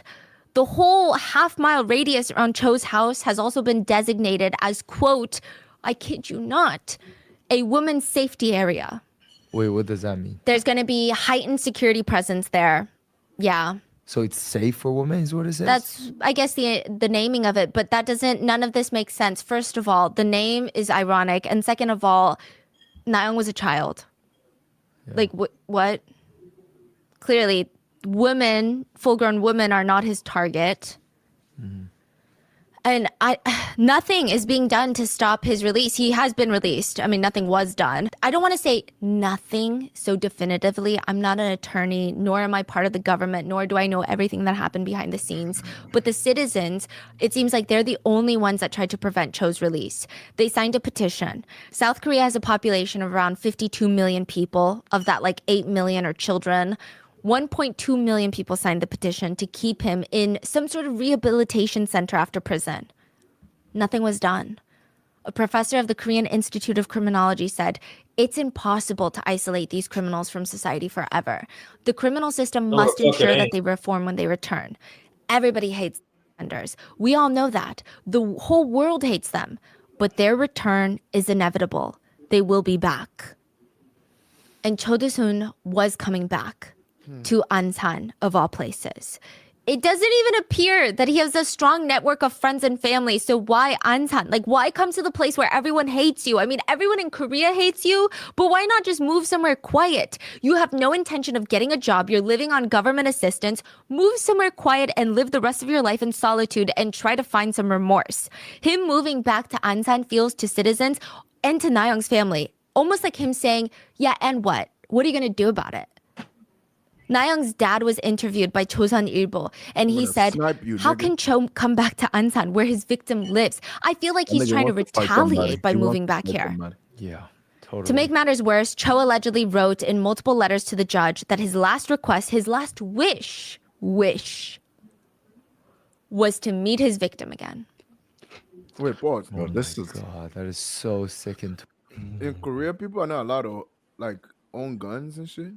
Nah, I ain't got guns over there. Okay, that's why. Because they would have sniped that nigga a long time ago. So I was like, oh man, bro, the fact that somebody have the gut to, want to pretend to be a police officer and go in his house and try to hit him with a hammer is like, And they would have sniped that nigga a long time. Nigga, the moment that nigga step his foot out of that jail cell, bah! Yeah, he gone right in front of the door. Nigga, like, they would have ended that nigga a long time ago. That shit crazy, bro. Yeah, there no Man. guns out there, man. But there's gun, this shit, but niggas would have been got popped. Nigga, a lot of niggas would have been dead, bro. And that's what I'm saying. Sometimes, bro, you gotta, bro, these niggas are just doing this shit because there's not really consequence to what they're fucking doing, bro. That's what I'm saying. That's what I'm saying, but you really gotta show these niggas, bro. Sometimes you gotta pop out and show niggas, bro. Like, for real. Bro, like, when you show these niggas, okay, it's gonna make niggas think like, okay, let's fucking cool off. Because, bro, nothing be happening. 2 years for murder? What? Where the fuck is that happening at? Meet his victim again. Man, this nigga talking about he want to meet his victim. Like, bro. So sick and twisted. Yeah. I feel like he knows that the victim would read that or find out about it and it would re-traumatize her. Yeah. And what intention for someone like him to have? Like he knows what this will do to the victim. Yeah. So he's obviously doesn't have the victim's interest in mind. So he has his own interest in mind. Which means he gets off on the victim being in pain. Exactly. That's crazy. So, but he's free. It has been 12 years, but Nayoung has been on this very slow, painful journey of healing. And it's not just like a one-way road. It never is with trauma. You take 3 steps forward and 20 steps back. How can the government let this man out? Nayoung's dad said, my daughter still has to wear a diaper at home. She has to carry the largest sanitary pads in her bag when we go out. People won't know how we feel as parents if they've never experienced this before. I feel like a sinner who can't even protect their own child. But Cho is coming back near our home. Does that make sense? Nayoung only watches cartoons as an adult. She was 20 in 2020 when he was released. She can't watch the news. She can't watch crime thrillers. She will faint if there is any depiction of assault. But Cho, the monster who claims he's reformed and is remorseful, he wants to move to the town where the crime happened, the city where he knows his victim still lives. Nayoung has been here her whole life. Her friends are here. The ones that helped her through all of this, that pulled her up, they're all in Ansan. Why should she have to move? It might be the only place in the whole world that she was able to somewhat be comfortable in. The government offered Nayoung's family a smartwatch that will detect a signal if the perpetrator gets close. Her dad said that would just make them more anxious. That's not a way to ease the trauma. He said, if the watch sends an alert to my daughter, she will freak out. And it will make it easy for people to identify her as the victim of the attack and identify her as Nayoung. It feels like these government officials are so out of touch. It's like they try to do things to quote help because people demand it. But I feel like if that's their family member, they would not treat it this way at all. Like shit. I did see some netizens commenting some enlightening things of when government officials, such as the prosecutor, does such things where you cannot understand it and it almost feels like they're on the perpetrator's side. It makes you wonder, do they just relate to the perpetrator more for whatever reason? Because I just can't. I mean, all the netizens are saying it doesn't matter what political party you're in. Nayoung's case, it's a united front as a nation. Yeah. Everyone wants Cho dead or at least in prison for the rest of his life. So it doesn't make sense in people's minds what these government officials are doing. Yeah. There is no logic. There's no rhyme or reason. Nah, that makes sense, bro. At first, when Cho was released, I mean, absolute hell broke loose. There was a squad probably of 20, 30 police officers surrounding the perimeter of his apartment building 24/7 for weeks, months. The crowd chasing after Cho in his government-issued vehicle when he was released from prison. Like, that's special treatment. Usually prisoners are required to find their own method of transportation back home. The crowd chased after the government vehicle, kicking it. YouTubers went and climbed on top of the government car, jumping on it. They were egging the car. The police had to barricade a whole road from the prison to Cho's house. The car was getting egged, floured. Protesters are ordering black bean noodles to the apartment, trying to pose as food delivery drivers to get into the building to kill Cho. When that failed, they just sat and ate black bean noodles in front of the cops, which honestly, the cops probably didn't want to be there in the first place either. Like, I don't think any single cop in their right mind wants to protect Cho. Right. Citizens went around to the back of the building, turned off the gas line into the building. They said, you don't have hot water, you don't have gas to cook with. Some showed up with rocks to throw at his window. Others brought frying pans to bang on. It was a literal war zone. At least 4 people were arrested the first day. They're going to be facing criminal charges of obstruction of justice, destruction of property, and battery, which I hope they tell the judge that they were drunk. Yeah, nigga, I'm drunk. But after a few months, Ansan quieted I'm down, and there were drunk. no more angry citizens with cartons of eggs. It was just quiet. Residents don't feel safe in their own city. One resident said, what is the point of installing cameras? Here's what they're saying when they install cameras. If there's an incident, we will deal with it after it happens. Cameras are not about prevention. It's totally useless. The playgrounds in Ansan feel like a ghost town. It feels more like an abandoned city's playground. This is a town that has close to 716 residents. Sometimes you hear swings squeaking, but it's just the wind. None of the kids are on the playground. Yeah. It feels like parents are anticipating a monster around every corner. But December 4th, 2023, just a month ago, 9 p.m., the streets of Ansan are quiet, very quiet. Not a single soul goes out at night without a care in the world. I mean, everyone, if they're going out at night, they've got a destination in mind. They're avoiding alleyways. Children have curfews. Everyone except Chodusun, because you don't have to be scared of the monsters when you are the monster. December 4th, 2023, 9 p.m., past Cho's curfew. He disappeared from surveillance for 40 minutes. Cho is not allowed to leave his house between the hours of 9 p.m. and 6 a.m. He was missing for 40 minutes between 9:05 p.m. to 9:45 p.m. 40 minutes. You can walk half a mile within 5-10 minutes, depending on your walking pace. So let's say a mile takes you 15 to 20 minutes to walk. That still leaves Cho with 20 minutes to do something. And remember, Nayoung's family home was half a mile away. In 2008, it only took Cho 30 minutes to almost kill Nayoung and then head back home to change and fall asleep. He was out for 40 minutes. At 9:05 p.m., Cho leaves his house. He walks out of the main gate of his apartment, and there's this little booth the police officers set up. They have to have stationed police officers outside 24/7. He walks up to them, and he starts talking to them. They immediately tell him, go back inside, you're breaking curfew, you're breaking the literal law. But he refuses. He says, I had a fight with my wife, I just want to cool off. As he's whining, the ankle bracelet activates, and an officer is dispatched to the scene.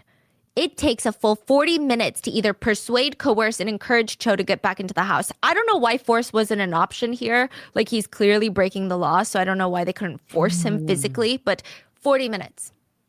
That they were talking? Yeah, to finally convince him to go back in. That's great. This incident happened just over a month ago, and everyone is enraged. They asked, what if Cho didn't walk to the police officers out front? Did they even see him? Yeah. What if he just left somehow? Why is it that children and these parents have to live in fear every day of their lives while he gets to break laws and stroll out of his house whenever he wants? That sounds like enough reason to throw him back in jail. Yes, but they won't. It also feels like Cho is testing to see what he can get away with. This feels like him pushing the rules, which I wouldn't be surprised. And it works because Cho is an expert at getting what he wants out of the Korean justice system. Netizens are not happy with the incident or the fact that Cho is free. One commented, stop giving everyone trouble. Just someone go over there and cut his Achilles heel. Yeah, He man. approached the police first. Claim drunk. I feel like he's just testing to see if he could get away with it next time. We should not underestimate Cho. If the police had not been there at the post or if they didn't see him, he could have done something. Another netizen wrote. That's so crazy. Yeah. It's like, you know, most of the time you hear a lot of these police things like, oh, wow, they're just manhandling you. But over here, they're having a peaceful conversation. Like, Yeah. please go back home, please. The prosecutors were yelling at Nayoungi to sit up straight. Yeah. And they're like, please, Cho, do us a favor. Do us a solid. I swear, sometimes when I research these cases, I feel like evil is rewarded. I don't understand. Yeah.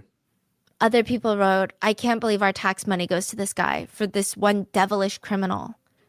Thankfully, Nayoung was safe in those 40 minutes because she no longer lives in Antan. The family had to move. The family didn't have money. The local community raised $100,000 to give them for all moving costs and just life. Nayoung is in college now, so to her college fund as well. It was just incredibly kind, and Nayoung and her family were forever grateful. They did not have the resources prior to this, but they're still upset.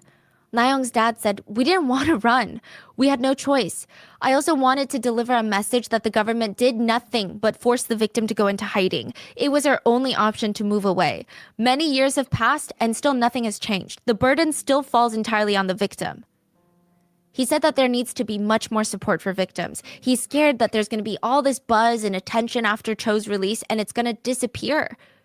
He said, "It'll be more helpful if there's an appointed public official or social worker who can keep in touch with victims. Just once a month, give us a call. We'll feel more secure. All we want is to know that, just to say to victims, you are not alone and we support you." That's what victims' families really want to hear. How do you think this makes us as parents feel when your child tells you they're scared and we have to move away?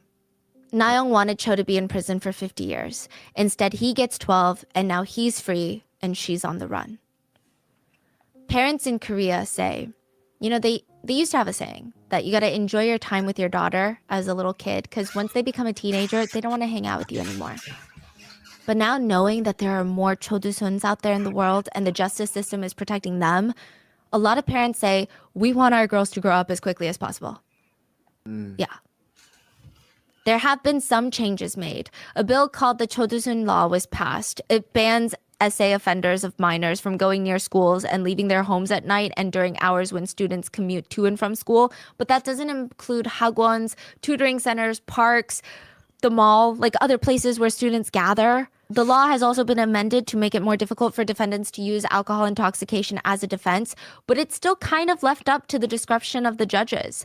Even in 2019, just a few years ago, a 26-year-old male essayed a college student. He claimed he was drunk at the time. He received 3 years in prison, but even that was reduced to 4 years of probation. Outside, free. And even with Cho Do-sun being a, quote, free man, the government keeps making reassurances to the public that he will be closely watched. But now netizens want to know, and then what? We're going to spend all our taxpayer money on trying to prevent Cho Do-sun from reoffending, but what about all the other Cho Do-suns? What about all the other children being hurt? How do we prevent all the other offenders from offending and reoffending? Data from the Ministry of Gender Equality and Family revealed that only about half of recorded crimes against children 13 or younger resulted in a jail sentence at all. What? With the other remainder receiving a probation or a fine. This is between 2010 and 2015. A fine? About 61% of jail sentences were around 1 to 5 years, and less than 10% of jail sentences were more than 10 years. It's so crazy. And, knowing that Korea has such a crazy law against drugs, yeah. You are literally dead if you do any type of drugs. And here you are. Yeah. Some of the most vile crimes, and you get like a couple of years. So recently with the actor who passed, right, and this Cho Do-sun breaking his curfew, a lot of netizens have been saying, essay, murder, it's okay, we forgive you. Drugs, you're a dead man walking. That is South makes Korea. No fucking sense, bro. Even the accusation of drugs. Ah. Yeah. I mean, it's just crazy. A lot of netizens said, and the government wonders why South Korea's birth rate is declining. I mean, there's a huge host of reasons, economic, financial, socioeconomic, but the sentiment applies that, this is not just South Korea, by the way. This is clearly in the US as well. Why would we want to raise our children in a world that does not protect our children? Thanks. One netizen commented, I think it's extremely important to note that Ansan city funds are literally being thrown away trying to stop a criminal from being a criminal, when it could be used to help a victim and a family have a better chance at life. Another commenter just reads, I hope he dies of COVID-19. Heart emoji. When Cho was attacked with a hammer, one comment read, to the doctors of Cho Do-sun, this is exactly the time to make medical errors. If by mistake you drop the scalpel and cut him in half, this is just a medical error and all the citizens will understand and support you. Another comment reads, there's no way to control someone like him. He's like a fire that needs constant suppression or he will be out of control. And it feels like nothing has changed with him and nothing has changed with the justice system for the past 12 years. And that is where we are with this case. What about the What are 20-year-old? your thoughts? How? Yeah, I just feel like this is not the end of it. No, Right? there's no way this is the end of it. Yeah, like he's only been out for how long? And yeah. Wow. Please leave your thoughts in the comments and please be safe. And I will see you guys on Sunday for another episode. Bye. Okay, so the 20-year-old, was he was able to get past the police and stuff or some shit? Cause like how he break into his house? Cause the 20-year-old broke into his house, right? To beat his ass? I guess he found some type of way to get in there. I mean, they say he disguised as a police. Oh yeah, he did. Yeah, he dressed up like a police officer, so they probably think, oh, he one of us, and he just went in there.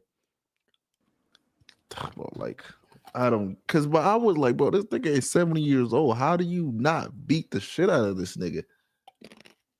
I think that hammer was made of like styrofoam or some shit. Cause nigga, it should penetrate that shit through that nigga's skull, bro. Like smash that nigga shit all the way till there's nothing out, just straight splattered, nigga. That shit, but if you really do think about that shit is so fucked up, bro. Like they spent all this time and money on one dude, a fucking criminal, and they don't even give that much time and effort for a freaking victim, bro.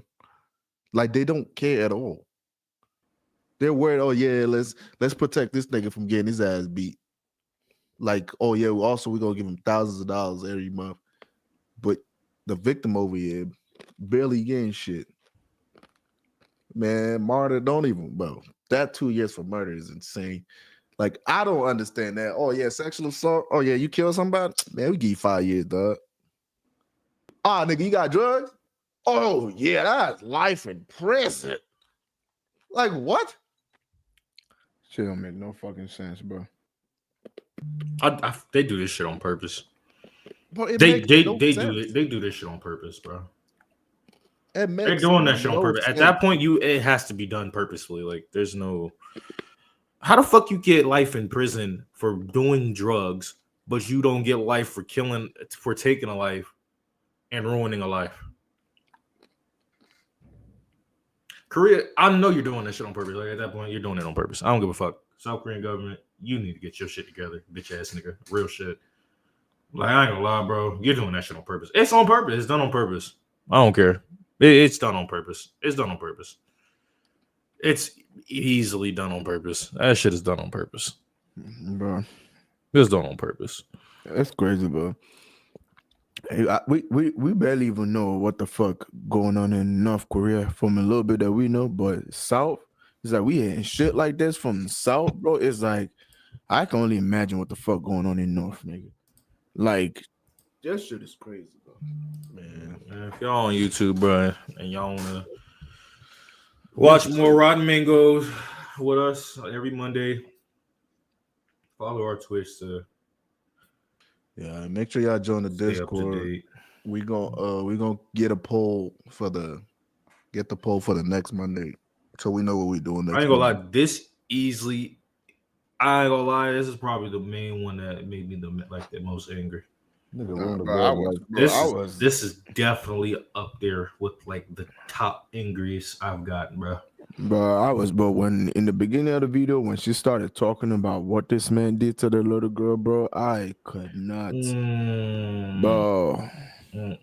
Bro, I was getting heated from the inside. I wanted to punch the wall, but sometimes I'm like, bro, I'm gonna regret that shit if I do that.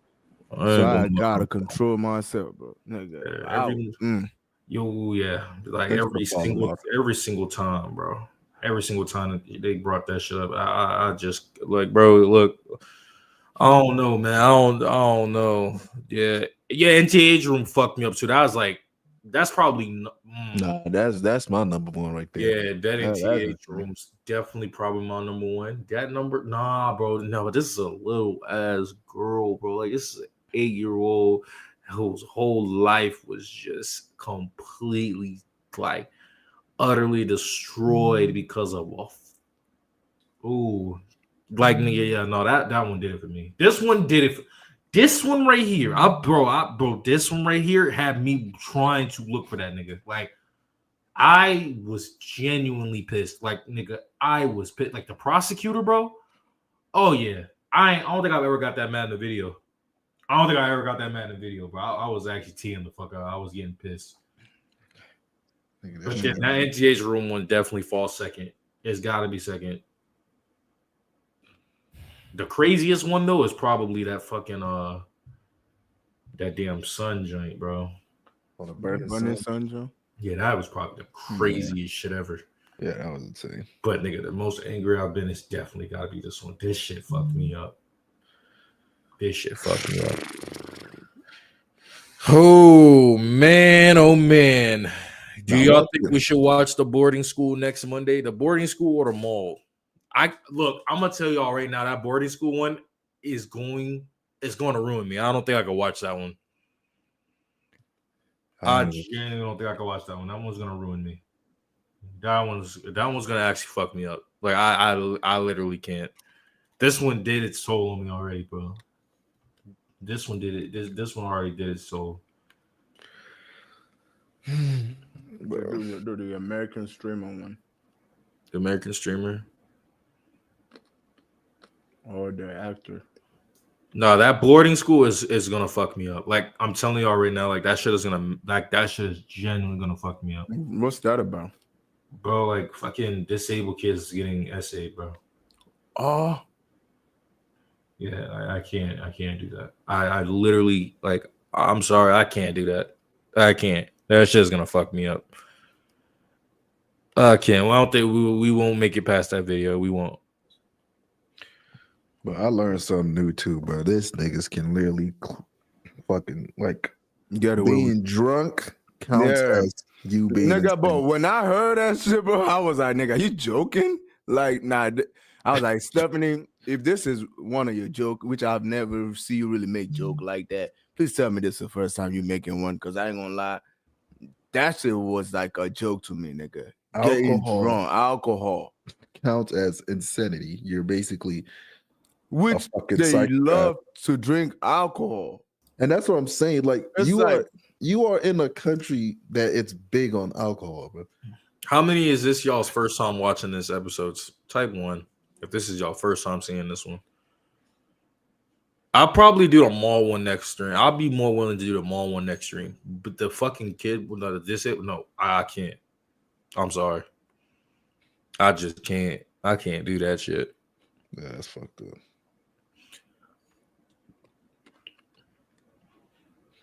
Probably could be on the. It could be the taxi driver. Remember the girl?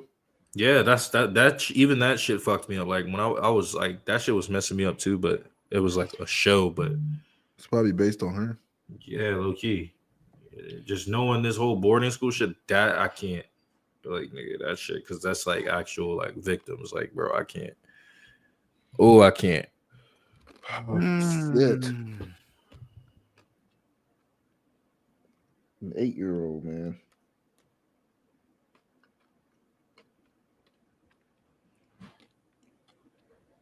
Like, that's crazy. Man, I'm telling you, death penalty, man. Niggas, I'm telling you, you gotta show these niggas, man. But there is no consequence to what they doing, bro. So they just don't give a fuck. Sometimes you just gotta. He's still guarded. Is he still heavily guarded to this day, chat? Yeah, but for how long, nigga? He already what 2 till years? Next year. I mean, till 2026. After that, nigga. Oh yeah, he's good now, guys. Go snatch his ass, nigga. I'm telling you, but that nigga is going to commit another crime. Like that's not. You've committed 18 fucking crimes, bro. You think that shit is gonna stop? And you've been in jail for all them shits, and you keep coming back and commit more crime. Nigga, that nigga is not. I don't know how these niggas watch them shits all the way through. Like, if y'all niggas can make it through all the way through, I give props to y'all niggas. Y'all are built absolutely different, bro. I bet 89% of all y'all that watch this are all girls, bro. Y'all are built absolutely different. Because it's like when it comes to like crime show like that, I don't know what it is, man. Most of the time, girls are really big on watching like crime shows, bro. They love that shit. Like it would take me literal days to finish this shit like this, bro. Yeah. But it's good to know all these things. Because it's good because like things that's actually happening. Yeah. Like if you hear about it, you won't believe it until like you actually see shit, and you're like, damn, nigga, shit is really happening. Because the bitch said, yeah, I watch it while I do my makeup. See, that's what I'm saying. That's just crazy. How do you even get your makeup done without fucking?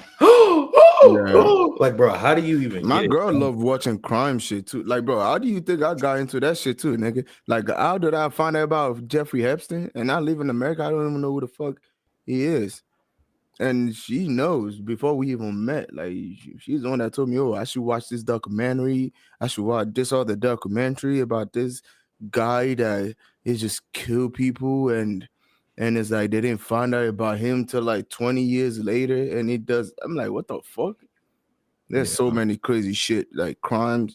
Yeah, she loved watching them stuff, and I'm like, well, I get it. Like, they also get to learn a lot from those type of video because you be more overprotective with yourself, like making sure you're not making the wrong move, you're not hanging around the wrong people, and you know what I'm saying, just being protected in a world full of evil, bro. That's what I'm saying. But if you're in a place where you can't carry guns, but pepper spray, all that, but that shit will do, bro. Yeah, and I'm not trying to say like just men are evil, but most of the time, bro, 80% of the evil crime that's committed, bro, is usually men, bro. And it's just wild, bro. So that's why, like, I'm not surprised if women are trying to like stay safe and protect themselves from this fucking psychopath ass niggas. Like, and look at the Korean government, like, bro, that's a nigga to just essay a 8-year-old, and y'all protecting this nigga. That's what I'm saying. Like, make it make sense. And from what Stephanie was saying to us, like, bro, think about it, bro. If the government is protecting this nigga, imagine what the government itself is doing behind closed doors. Like, nigga, what? They getting paid hella money to do that shit. That shit's crazy, bro. So I'm like, but if you're a woman, girl, child, victim mostly are kids and women, bro. That's crazy, bro. That's just sad as fuck. A pepper spray, man. I'm telling you, bro. I don't know, bro, nigga. I'll go to jail, nigga. I'll kill somebody for my daughter, nigga. I don't fuck, nigga. Somebody, nigga. On sight, nigga. I'm shooting your bitch ass. You see that one video with the nigga? What in real life? Nigga? You see that? You saw that lady that her daughter got I think was he like essayed and killed by this one man, and they were in like in the court, and she pulled out a gun and shot that nigga. Emptied the whole clip. Yeah, she said, fuck this, bro. She still like bah, bah, bah, bah. And she kept shooting. Nigga, and they had like, oh, this shit was like shit. They said, I seen it. Yeah, y'all seen that shit? Yeah, I'm like, bro, that would be me, nigga, because she traumatized, but it's like, nigga, what? That was her only daughter, nigga. Shit, nigga, bro, somebody gonna die, nigga. I don't fuck. It is what it is. Nigga, I'll go to jail. I'm fine. Nigga, bro. Like, nigga, y'all nigga can't just be doing shit and just think there's no consequences. What? Nigga, I'll end you real quick, nigga. Like, nigga. Get playing. Yeah, death is too easy. In my head, nigga, death is too easy. That's even worse.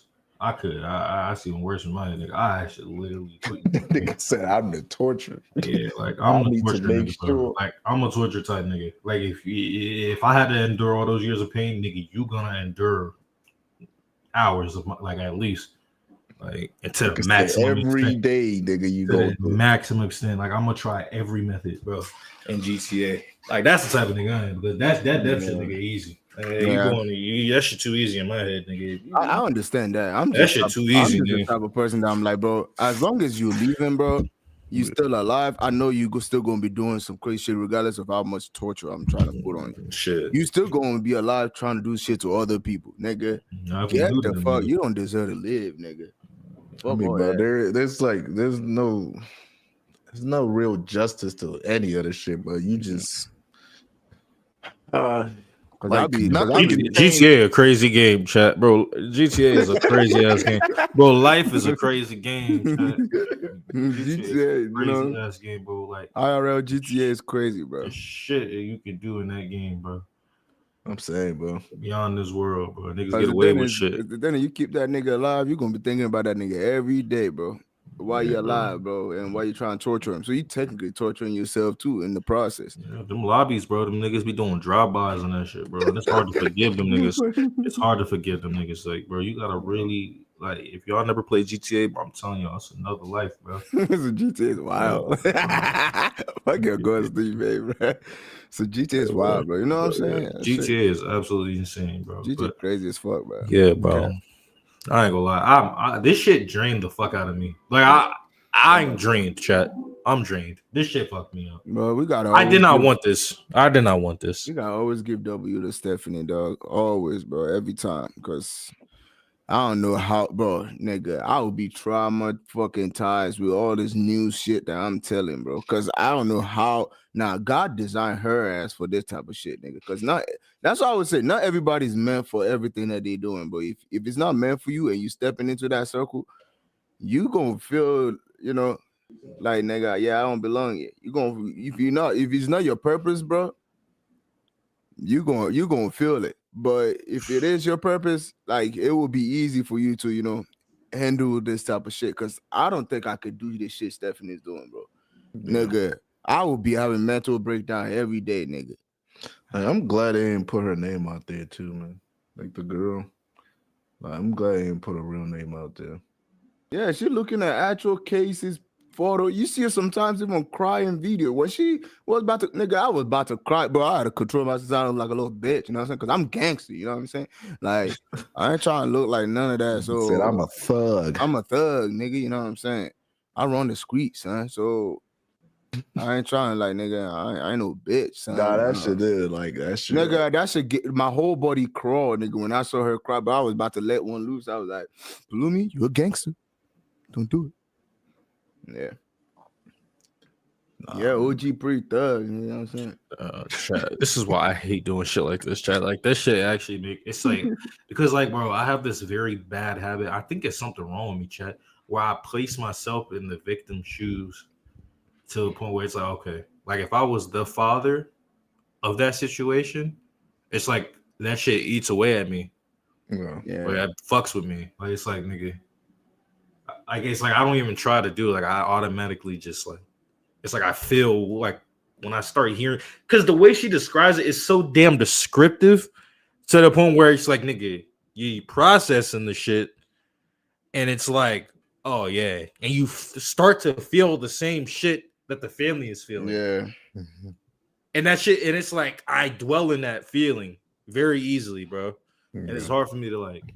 That's why I hate doing shit like this. Bro, even though we live in a gated place, bro, it's like when my girl want to do the walking that we be doing every morning, I'm like, you're not going walking by yourself. I'm coming with you. Because I don't trust anything, bro. I don't trust anything. And it was like, I told you that story, bro. It was like this one time, this one dude was driving crazy in our neighborhood. And like, they had to call the cops and every time I see shit like this, bro.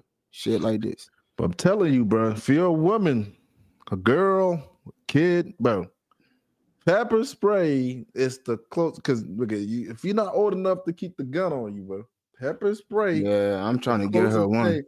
Bro, put that shit on the key, bro. keychains. Nah, whatever. get them little ones, bro, that you can put in your keychains, bro, nigga. You chingling, nigga talk coming up. Nigga, you said what, nigga? Back up, nigga. Bro, go on Amazon. I think it's like $20, bro. Get the emergency key, the kit, bro. Like they got everything in there that you need. Tell that nigga back up. I need electricity on that ass, nigga. Bro, I need niggas to I'm speaking reality, man. Oh yeah, taser too. You can get a taser. Yeah, you get a taser and aim for the fucking eyeballs, nigga. Permanently blind them niggas for the rest of their life. And after that, bro, in GTA spade and neuter them niggas. Cut that shit off. Yeah, and hold it in your hand and feed it to them. You can have a taser. Get a taser, and then tase the area you cut the generals off, nigga. I don't know if it was you that was telling me, but if you was telling me, GTA. I saw like a video on Instagram. I don't know. I saw somebody talking about like the alarm. There's this one little piece, bro. That shit loud as fuck. Yeah, that shit's like so small. Smaller, very smaller than this, and you can put it to your keychain. You push this shit, and that shit goes about 2 miles radius, bro. Yeah, it's very loud. 2 miles, bro. Yeah, that shit is loud. Nigga, do you know how far 2 miles is, nigga? I'm like, nigga, yeah, sir, nigga, girls, y'all need to be carrying one of those. Nigga, I'm telling you, boy, you push that. What? Everybody in 200,000 houses far away gonna hear that shit. Fuck. You say, man, bro, do whatever you gotta do to protect yourself. Y'all niggas stay safe, Chuck, bro. Real shit, bro. Y'all stay safe, man. Hey, I can't even do no more video, but if we do, but we gotta do the video, whatever video y'all want to check it. We gotta do that shit first before getting into Mango. Cause bro, that shit literally kills everything. It literally kills everything. It just kills me, bro. Like, I'm not the same nigga I was, bro. You go back to the beginning of this stream, bro. I am a different nigga. That shit. Nah, to be honest, like the first 10 minutes, bro. That's crazy how fast I like this shit dreams, bro. Like the first 10 minutes, it just got bad from the moment the whole shit happened. The whole descriptive part about the bathroom, like from that point, literally until the end of the video, like nigga, that shit was just siphoning my soul, bro. Like it was just siphoning my shit. Like I literally, like I can't, because bro, I have a very, I can find ways to make myself like cheer up. I can't do that. I just can't do it now. Like it's over. It's over. Hey, man. It's over me. That shit fucked me up. Why don't y'all watch the lighter stuff? But I feel like these are the videos that's like y'all niggas suggest. Yeah, this is the video you guys want to see. You can do the light stuff too, but these are the videos that's. I feel like on Mondays, if you're gonna be doing Raw Mango, let's watch probably like 3 or 4 or 5 videos, not music reaction, as like 3 or 4 or 5 videos. That's just normal shit. Then end it with Rotten Mango. That Diddy shit was like really like that shit was crazy. But it was like in comparison, that shit is tame. I feel like the thing with the Diddy stuff. The reason why it don't really like feel kind of like the same as this, because they're all allegedly, bro. Yeah, and it's also like it's shit that we all already kind of like know, but we just don't want to say, oh, that's true, until shit actually hit the wall and everything is coming out with the whole Tupac shit. And everybody know that shit, but nah, it's just because it's alleged, bro. Like it's all speculation. It's all speculative. Like this shit, these niggas really did that shit. This shit actually. Literally did, like, bro, this little girl literally whole life changed before our fucking eyes. Like, bro, that right there is not it. But that whole Diddy shit is crazy stories. This is a bunch of crazy ass alleged fucking stories that if it were true, it would be crazy as hell too and make niggas feel a type of way. Like if it actually came out as factual shit. But nigga, this shit right here is like, nigga. Bro, like the whole girl life changed, bro, and the government tried to fuck them over, try to have them niggas pay back 5 bands. Like, oh, bitch. And then the prosecutor, bro, oh, nigga. What? Bro, yeah, get me out of here. Get me the fuck out of here.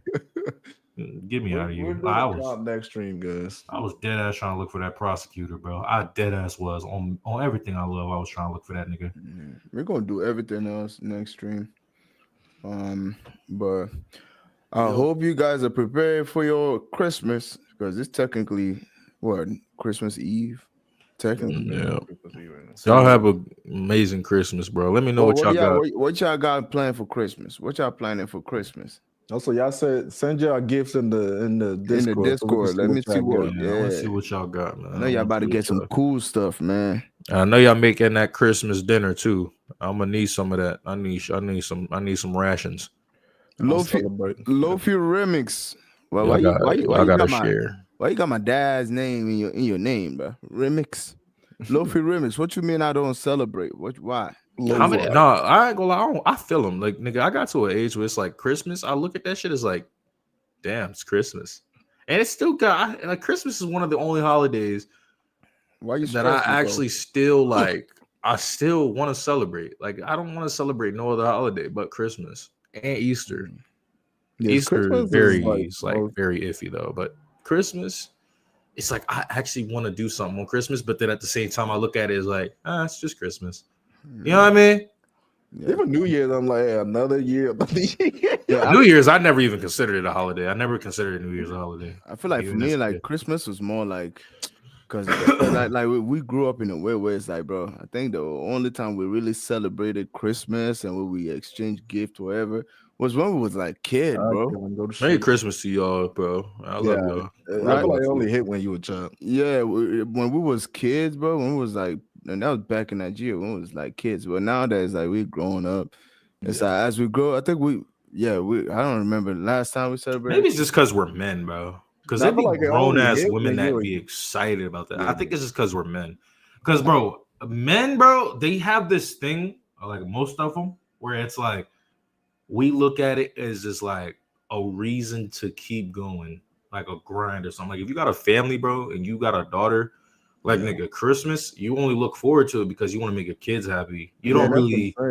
Yeah, it's like men themselves don't really celebrate any holiday, and it's kind of bad. It's a mental thing. It's actually really bad.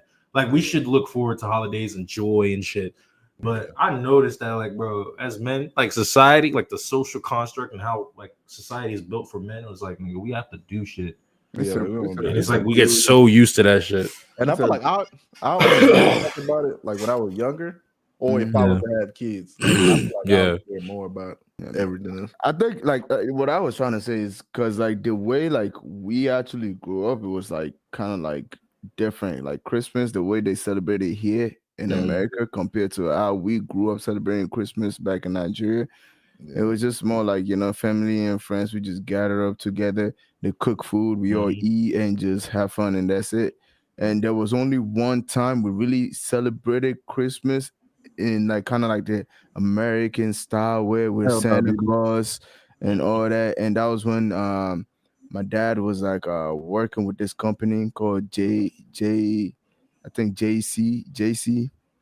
where they be having like those events and they'll be having Santa Claus. So he dressed up as a Santa and we didn't even know he was a Santa Claus. So like he dressed up as Santa Claus, and that was the first time ever and the last time ever I remember, like, you know, as a kid. Remember that? You don't remember? Fuck no. Did y'all believe in Santa? You don't remember that dad did the Santa Claus shit? Hell no. Really? Bro, to this day I believe in Santa, nigga. Santa real as a motherfucker. Hey yo, chat. Santa real. I don't know. Like there'd be people that don't believe in Santa, but Santa real, dog. Man, Saint Nicholas is gone, dog. Hey, yo, Saint Nicholas. Look, be real with yourself. Orangi's 14. Bro, be real with yourself. No, it ain't even that, bro. Santa's real, bro. Don't listen to these niggas, bro. Bro, Santa is real. I dapped that nigga up yesterday. And like, you know why I know he's real? I got that nigga in my phone. I called that nigga. And that's not even a delusional moment. I dead ass call that nigga right now. He probably won't pick it because he's too busy working on presidency, his factory and shit. Bro, you just said you don't give a fuck about Christmas. Trying to deliver shit to the families and shit. But I'm telling y'all, kids, look, Santa is fucking real. And I feel like do not ever let nobody tell you fake, bro. Real shit. Right. Look, until you about 18, then you'll figure out the truth. When you 18, you'll figure out the truth, bro. Real shit. Because you won't figure out that Santa is been real and he is a real nigga. Look at Kiara style. How you pronounce that? You see, I believe in Santa until I was 8 and saw all my presents in my mama's closet. All right, so all fuck this. All the kids sleep now? All right, let me tell y'all something, bro. That broke my fucking heart as a kid, bro. Right? All the kids sleep. Make sure all the kids are asleep. All right, we good? I can tell my story for real? All right, look, man. I remember I was heartbroken when I figured out that nigga was like not real, bro. I was devastated, bro. I think I was like, bro, I used to be obsessed with the Santa, bro. I was like, yo, yeah, I'm about to get the greatest shit. And bro, and I dead ass believed it too, because like every year the fucking gifts would get better and better. Like, bro, man, I would never forget that time when I was with Santa, bro. Bro, it was so bad, chat. I used to literally dream about this shit. Like, bro, damn, I gotta wait a whole another year to see my nigga Santa, right? But look, bro, I remember when I was broke, when it was broke down to me, bro, I was like, yo, what? I was lied to. Like, I thought my mom and dad betrayed me, bro. I was looking at them niggas like, yo, y'all some fucking traitors. I'm living in a house full of fucking traitors. I can't believe this shit. No, I'm gonna go look for him, bro. I literally dead ass thought I could go look for Santa in the North Pole. Whenever it snowed, I would literally walk far as fuck from the house and convince myself I was in the North Pole. When I would look for that nigga and I didn't see him, I cried. I went back home in tears, and I told my mom I'm never gonna fucking open Christmas presents ever again. I was devastated. Do you know what's crazy, bro? The whole Santa thing, bro. Clearly, y'all parents really just manipulating y'all niggas, bro. No, it's not, bro. Nah, that's manipulation, bro. Not how I think about it, bro. That literally had your ass believing something that's not real. Bro, I dead ass remember. It's for a good cause, though. It's for a good cause. I dead ass remember. You said what? It's for a good cause, bro. Nigga, fuck that. But it's kind of like one of those things where your parents lie to you for a good reason. Nigga, I'm about to raise you right and stuff using Santa Claus. That's bro, look, dead ass, bro. Like, that's how I know I'm growing up in an era where kids are bad as shit because they don't even believe in Santa, bro. You could be 5 years old. Them niggas don't believe in the tooth fairy, none of that. The good ass kids came from the niggas that believe in the tooth fairies and the fucking Santa. All those niggas, nerds in high school, good grades, good job, and a good career. All those niggas that believed in that shit, they got a good life. And it's facts. Nigga. Because you don't hear about it no more, bro. Because it's crazy. This little nigga's bad, bro. Because it's crazy. This old idea about Santa that's like, oh, if you're a bad kid, you don't get gifts. If you're a good kid, you get gifts. All that story. Like, I didn't learn about that till I came to America, bro. Like, when I was in Nigeria, I didn't know that there's another different purpose behind the whole Santa Claus thing. I thought it was just, oh, Santa Claus is, when you see a Santa Claus, he just gives gifts. You know what I'm saying? Like, it's just gift. There's no idea about, oh, if you're a bad kid, if you're a good kid, you know what I'm saying? Trying to use that to, raise a good child in a good way. You get what I'm saying? But it was just like, I came to America and I'm hearing all that shit. I was like, oh, that's the reason why they have this whole idea of Santa Claus? And I'm like, hey, what the fuck? I did not know that. Bro, I just thought you just get gift, nigga. Like, nigga, I don't know. Like, chat, what is the most boring holiday, bro? The most boring holiday of all time. I think Halloween. Crazy. No, Halloween was some of the latest years. Even though I don't like the whole thought behind it, some shit. I used to like Halloween till I understood the meaning of it, bro. And nigga, then I was like, okay. Patrick's Day. I seen that shit in the chat. That shit is boring. Yeah, that shit is boring. That shit is boring as fuck. I ain't gonna lie. You wake up in the morning, go to school, niggas pinching you because you're not wearing green. That shit make me want to fight niggas. Like, stop touching me. Like, bro, like, I'm gonna hurt you. Stop. Like, bro, that shit right there, that shit is boring. August D baby said Valentine. I ain't gonna lie though. Nah. You got a girlfriend or a boyfriend. Valentine's Day is tough. But if you're single, true. You look at that shit as like, nigga. Not in a holiday though. If you're single, it's a holiday that pisses you off. If you got somebody and you love them, then it's something to look forward to. But if you're single, you look at those shits as cringe, and you like it can be the worst holiday ever. You see everybody lovey-dovey and shit, and it shit makes you mad. Yeah. Unless you got a partner that their birthday is right next month, so you gotta spend up the bag. It's kind of hurt. Bro, what is the most boring fucking holiday? I don't know. Bro, it's gotta be Groundhog's Day. Groundhog's Day. No, it's Groundhog's Day. It's Groundhog's Day. What the fuck is that? Bro, it's a fucking traditional thing, right? Where niggas fuck around with a groundhog. Nigga, If it comes out, we're gonna have bad weather. If it don't, we good. Man, who the fuck made that shit up, man? The fuck is that? Nigga said the fuck is Boxing Day.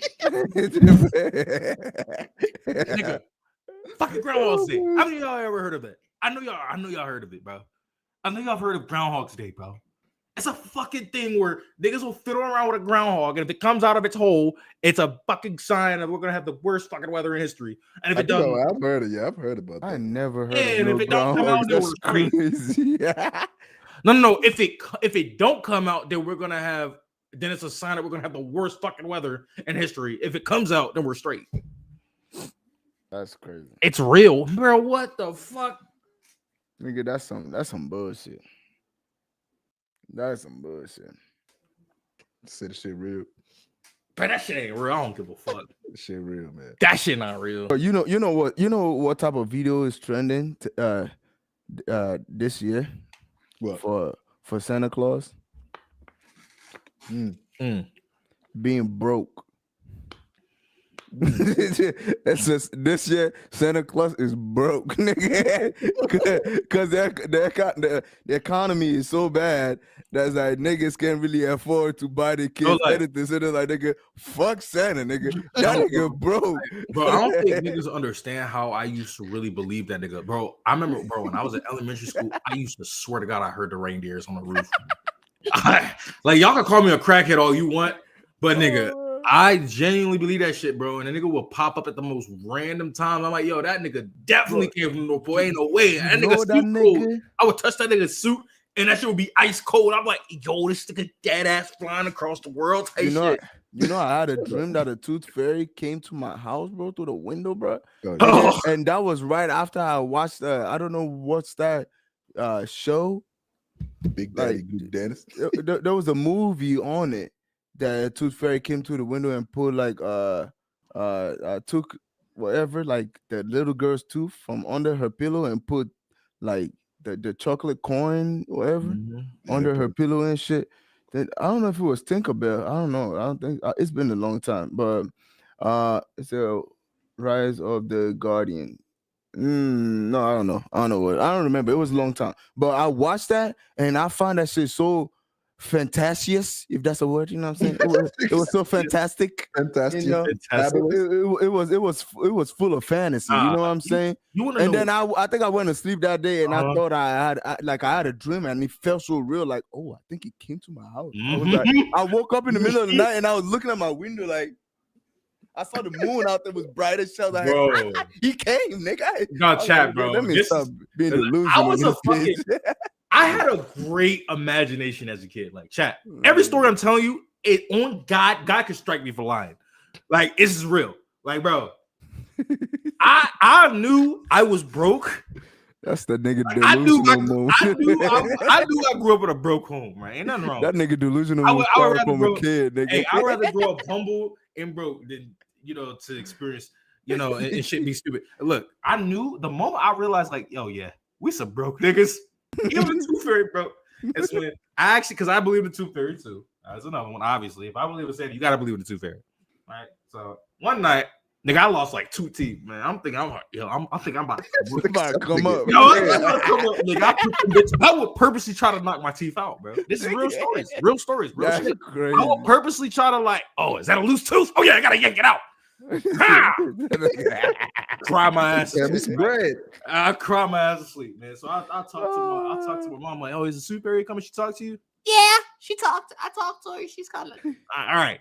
I'm like, oh shit, I'm about to get up, baby. What now?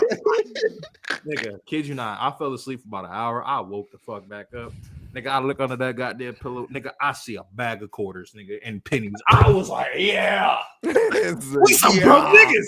No, nigga, wait, nigga, I know I pay more than nigga. My tooth worth, nigga, that tooth right there worth at least $50. Like, bro, it's like, nigga, I'm dead ass. I was like, and one of my tooth that I pulled out, nigga, it had a cap. Y'all know caps, bro? Because I remember I used to always get caps in my teeth, bro. When I was a kid, I used to always get caps. And one of them came out, and that bitch used to hurt. One of them came out. I was like, oh yeah, this shit gold plated. Oh yeah, I'm getting at least $200. Right? Put that bitch on my fucking pillow, bro. I went to sleep on purpose, obviously, because I want the toothbreak to come. Now I woke up, bag of quarters and $2 bills. Oh, what the fuck? Like, bro, I was pissed. I was like, yo, because I was a hustling nigga. I wanted money, bro. I used to be one of those kids that would give eggs and shit to the fucking like you know the shit they schools do, like they give you like the whole shit where you could pass out shit. I was one of them. I was a money maker, so I know a thing about $1. You know what I mean? Motherfucker woke up and gave me $2 bills and a bag of quarters and dimes. And I was like, bro, I ain't gonna lie, the chat be having me dying. But somebody said, it said, I used to believe in the tooth fairies until my mom told me about the Mexican tooth fairies. Mexican tooth fairies, which is the rat. It's the rat or Spanish El Raton. El Raton. Raton. I read this shit. I'm done laughing this time. I'm trying to listen to my data. Put $50. Oh man, why BTS? That's when I knew our family was broke, nigga. I woke up with a bag full of quarters and $2 bills. I was livid, nigga. I was like, nigga, this is how much my tooth worth. Never taking my shit out ever again. That's a scam. This shit is a scam. Tooth fairy is a scam. I'm never yanking my teeth out again, bro. That's that GameStop scam, bro. Nigga skipped me out of my tooth, nigga. I know that tooth was worth at least $200. That shit was gold plated. Nigga, he only gave me $2. That nigga robbed me. Fuck that nigga. Bro, I remember. I think there was this myth that like they used to tell us as a kid that if your tooth come off, that you should take it and bury under the ground. That it's gonna grow and grow into like money tree type shit. Nah, that's voodoo, nigga. That's voodoo. That's voodoo, nigga. I believe that shit so much, bro. When my tooth came out, bro, I buried that shit, and I always go back and look at like, okay, is this motherfucker gonna grow? Shit never grow, nigga. For a whole year, I was trying to find something to grow. I was like, Mom, why this shit not growing? I was like, oh, it will. But it's actually a logic of saying you waiting for it to grow. It's technically your tooth growing back. Yeah, so that's kind of you thinking like it's money tree growing. That's and they also say help your tooth grow faster. But that's the cap, man. But it's capped. They just want you to bury it so it doesn't like maybe somebody don't step on you or whatever and hurt people. Yeah, man, it's good. Kid from dirt, man. She gonna go back. No, that shit sounds something similar to my because let's say if the bird grab it, it was not gonna grow back out. Like on my mom's side, bro. Like her brothers, the women that they used to mess with, bro. Like them niggas was weird. But it was like this one saying, y'all know some of y'all heard it because this is like heavy in like the Cherokee / Black family homes, like where it's like if your hair, like if a piece of your hair like goes in the ground and like a bird puts it in his nest, you have the worst headache of your fucking life. Y'all ever heard of that shit? Yeah, it's like some juju shit, bro. It's voodoo shit. Yeah, they got shit like that over like there. Where if a bird uses your hair follicle in its nest to build its nest, or like I think there's like a certain amount. If you use a certain amount of it, it's like nigga, you have the worst headache of your fucking life. Yeah. Bro, y'all heard about that shit, right? It's like that's like that Cherokee, like that's like with the tooth shit too. Like the Native American shit, bro. Yeah, it's just like with the tooth shit too. If you didn't bury your tooth, if the bird grabs it and take it, your tooth is not gonna grow back ever again. Remember the saliva one? It's like it's like if somebody spit on the floor and then somebody else step on it, like you're gonna have like a sore dehydrated. They're gonna be dehydrated. You're gonna have sore throat, like when your throat start hurting and shit. Yeah. Man, there's so much voodoo shit, bro. I know a lot of voodoo shit. I know a lot of voodoo demonic shit, bro, just off of the stories, nigga. And I've seen, bro, it's crazy because a lot of people in America don't see that shit, but I've seen that shit in America. Like I've seen that shit full blown in effect, bro. Nigga, But nigga, I always used to look at it as like, oh man, that's just an inconvenient shit to them niggas. But it's like it seems as if it only works. Oh my shit. Oh shit. What the fuck just happened? Hey. Oh, that's Dana. That's Dana. Okay, what's good, Dana? Hey, yo, Dana and who? Shout out to Dana. Shout out to Dana. Valorant. We just got Valorant. we got both of them shits. Hey, at shout out the same to time. Dana and Valorant, dog. Hey, shout out That's to Dana, bro. Real Thank you. Thank you for the gifting. But how the hell that was 15 all in one? That's crazy. Ooh, Valorant. I don't know who Valorant. God Shout out damn, Valorant. appreciate y'all, bro. If y'all got a gift of sub, say thank you, bro. Real shit. Lord, that Thank was you, crazy. guys. That was crazy. Thank y'all so much. Thank you so much. Damn, I Hey, lost track yo, of what I was even saying. 7 BTS JK. He said, "Did you guys ever throw your tooth on the rooftop?" Yeah. Nah, never did that. B, you don't remember I was doing that? Oh yeah, we throw it on Yeah, the. when you take it and you throw Yeah, it. yeah, throw it on top of- I think we usually throw with like rocks. You have to like count. I think your age. Like, let's say if you're 7 years old and your tooth came out, you take the tooth, you put it in your hand, and you count like 7 rocks, and you put it with it, and you throw it Oh on the yeah, roof. you throw it. Nah, Yeah. do y'all niggas believe in the white lighter theory? Like, never have a white lighter? White. Oh yeah, Y'all believe in that that's just bad luck. But when I used to smoke and believe shit, in that? bro, Y'all I said, niggas "Hey, believe my in that friend shit? used to say that shit." Man, I don't believe in none of that shit, nigga. Nah, but Well, nigga, you really think about it, that shit low-key is crazy because everybody that's died had a white lighter in their pocket. Bob Nigga, Marley had a white lighter in his fucking I pocket. ain't when gonna he lie. died. I ain't gonna lie. White it's a lighter was the coincidence, only nigga. lighter that lasted long for me when I was smoking, nigga. Bro, I ain't gonna lie. That's Every crazy. other lighter, bro, I lost them, bro. Nigga, I always have to like it always lasted for me. And people be like, bro, you know it's a bad luck to have a white light. I'm like, Yeah, it's like, bro, Oh, a lot of fuck. all right. So if y'all don't know what we're talking about, context is like a lighter, like the shit they all use to smoke cigarette, like to Yeah. light a cigarette. Like, bro, it was at time, it was believed to like cause extreme bad luck and misfortune to have a white lighter in your pocket, They say you used to smoke. I don't specifically believe. in Yeah, your man. left pocket. I In your left bro, pocket. I used to burn up, bro. That was like what? I think it's probably been like That nigga used to roll. Oh, bro, I used to smoke weed, I used to smoke cigarette, I used to rip bong. Yeah, but them days over, and I'm that nigga happy it did it is. all.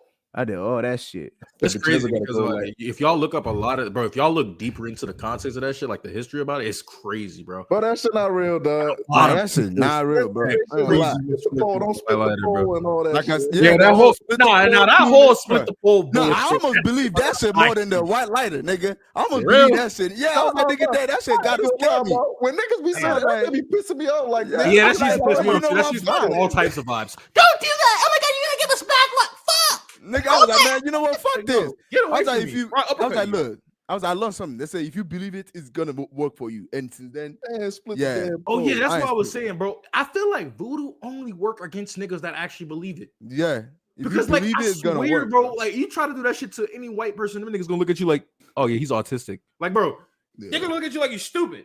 Yeah, if you But nigga, believe you it, it's go to gonna work. Africa and do some crazy shit like, that nigga go, ah! But them niggas gonna be scared as fuck, bro. I'm still not splitting that pole. Fuck that. I said, I don't care. The rolling cab, what's that? That's crazy. Vaughn, you should be an actor. Why you say that?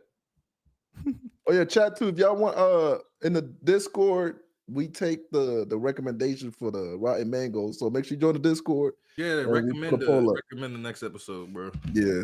Make sure y'all join But the Discord. as long as it's not that boarding school one. Yeah. Also, too, we do Yeah, got a yeah. Twitter now. So make sure y'all check us out on Twitter. tdspop on Twitter, man. Make sure X. Make sure y'all check out follow us on X. We got X now. tdspop. Yeah, aka Twitter. Have y'all heard about duendes? Duendes, And she yeah. said, you have different expressions. For real? I don't ever notice that. Oh yeah, August these Hispanic, right? But yeah, what's that? The lady, bro, the lady that be coming up 3 o'clock. Duendes? What is Duendes? Oh yeah, fuck that bitch. The fuck, Oh, what's yeah, that? bro, Yeah. I remember Dina's That's mom what told me about that La La Rona shit, bro. I Yeah, the was lady. scared. She told me about that shit. I was scared, bro. I was all nigga. I ain't The lady never. that's always crying, bro. Yeah, bro. And she She cried drowned about. her. She drowned her daughter. Yeah, she be trying to kill other people's kids too, bro. Yeah, that's just crazy. Bro. 3:00 in the morning, she be crying on your roof. You be hearing that crying, nigga. Bro, after she told me that shit, no cap on my life, nigga, I would listen, but every now and then I'll be like, I heard bitch crying anywhere. Bro, Before I go to sleep, I heard bitch crying. I seen some wild shit, bro. As a kid, bro, I seen some wild shit. I forgot what they say. What happens if you That's like crazy. if you touch her or you confront her? What happens to you again if you like confront her or something? Do you get like possessed or some shit or like some bad luck or some shit? I think she like toot your ass up and eat it. All right, that's where we ended. She be like, "Fuck you, nigga, toot that ass up." Yeah, bro, and everybody that says they seen La La Rona, like they're not lying, bro. Like there's no way they're lying. Because why would you lie about that? Yeah, I don't know if we should start Bon Voyage or season 2 of In the Soup. We're probably gonna start Bon Voyage. Yeah, let's start Bon Voyage because we've been holding on that Yeah, shit for so long. We need to do that. She can possess you. Hey, what y'all mean? All right, Lou, me, but I ain't gonna say nothing. I'm just saying, like, what she could do to you, bro. She do that stuff to you. So you don't want that shit. You don't want her to do that shit to you. She takes over your body, bro. She what? She possesses Mentally you. pops up. Oh like, yeah. Mentally pops up when you're newborn. See, yeah, I remember. Yeah, because I think that was something along the lines of what Dana Mom was saying. If you get near her or you touch her, she could get your ass, bro. Yeah. And ever since then, I low-key would get scared, bro. She wants your kid. Oh fuck. Yeah, hell nah, bro. Hell nah. Hey, buddy, the power of Christ is too grand. You have no power over my children in Jesus' mighty name. Jesus' mighty name. You have no control over my shit. You evil. Went to Hawaii and Bon Voyage too. Oh shit. Oh, was that when they went to Hawaii? And wait, they be owning them damn big ass houses, bro? Them shits be crazy. Cause y'all told me to visit that one place where they went to eat, which was literally right in front of my hotel. Was that in the Bon Voyage they did that video? Cause that'll be tough as shit. That would be important to baptize your kid. It was cool as shit, but when I walk into I just read that again. What? That's why it's important to baptize your kid. So she won't bother him if you baptize him? Yeah. I'm guessing. Oh, okay, Moonjin. I see. I gotta see that. I gotta see that. All right, we gotta have to round this out because I'm getting hungry. Man, whenever you see that La La Rona lady, bro, man, just grab your pepper spray and spray. No, chat. Do not listen to this black nigga, bro. All niggas are gonna get fucked up, bro. La La Rona her shit, bro, with some pepper spray, not nigga. Nah, I don't want to watch the La La Rona movie, bro. Hell nah, nigga. That's just gonna give me nightmares, bro. Nigga, what? Cause like, bro, when I get right here, Lord, outside my window, nigga, I swear I'm coming for all y'all. I swear, I self-diagnosed myself with anxiety, Chad. I watch some shit like that. I will immediately put like every speculation, every little thing that I hear, every little fucking sound that is made by the house, I will think it's La La Rona, bro, for like the next week, bro. That's just gonna fuck me up. It's just gonna fuck me up. It's a funny movie. Where can I watch it? It's on Netflix. I'm telling you, man. Nah, you like creepy shit.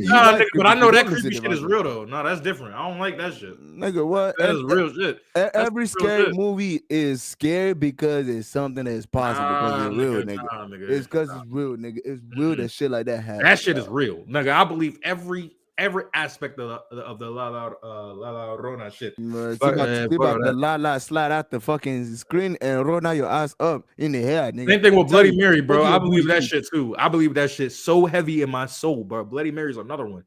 I would never do that shit by myself ever in my life. That nigga's stupid. Devontae want to get his ass taken by the La Rona lady, bro. She gonna lick his butt. Devontae is 21 some scary movies. But I can't, bro. Hey. Leave me alone, bro. Everybody got loves scary movies, bro. I like them when I'm watching them with niggas. I don't like watching them by myself, bro. I'm scared, bro. I'm just saying, she gonna lick that nigga's butt when that movie and that bitch fell out the TV. Devontae, you got that fuck my baby daddy, bun, you know what I'm saying? bro. Because Dana like scaring niggas. She was scaring the shit out you, bro. Yeah. But nigga, you like scary shit. Nah, bro. Not after I just got told a whole crazy ass story about a woman that's crying and she wants your child and she will kill her. And if you touch her or if you hear her, nigga, stay away from her. Oh, you're cooked. Like, nah, bro, that should be scaring me, bro. That Ouija board shit crazy too. Oh yeah, that's another. But how many of y'all done a Ouija board? Okay, but I don't even want to know. Yeah, how many of y'all done a Ouija board? No. How many of y'all done? How many of y'all done a Ouija board? About to get Ouija board. Somebody said me, I'm hitting that song, bro. God, if somebody say me hit that motherfucking song. Hell nah. All right. Hit that motherfucking song. Me on Christmas. Get that over here. Yeah. Cue the music. On Christmas, that is disrespectful to the Lord. Oh my God. On Christmas? Oh, yeah, I ain't gonna lie, man. Wrap this shit up, man, because I'm trying to get shit. You are a fucking religious thug. That's what you are. I'm gonna let me use your toilet, bro. I'm trying to get shit, bro. A religious thug. Yeah, bro. She's religiously a thug. Man. If y'all rock this shit. Hasbro made a. If y'all enjoyed this stream, everybody on YouTube, we do Rotten Mingo every Monday. Yeah, I got that bubble good. Watch next. We still gotta continue the NTH room. I don't know if they want to continue that shit. That shit was crazy. But if y'all do, put up a voting poll in the Discord. Join the Discord. The mods gonna send the Discord in the chat. Which one of y'all gonna let me blow up your bathroom, dog? And with that said, man, y'all niggas stay safe, stay strapped. Shit. Gun in your lap in case a nigga gotta get clapped. I love y'all niggas. Everybody on YouTube. I'm trying to take his shit. This nigga gotta take it. Everybody go watch the Secret Straight. He's gonna go live. Also, we got a 40% off Patreon. Just let y'all know. Oh yeah, 40% off Patreon. Oh yeah, don't miss out. Damn near free. There's a tier. You only pay $1. It's only $1. Ain't that shit crazy? I gotta click that shit. And you can use the video.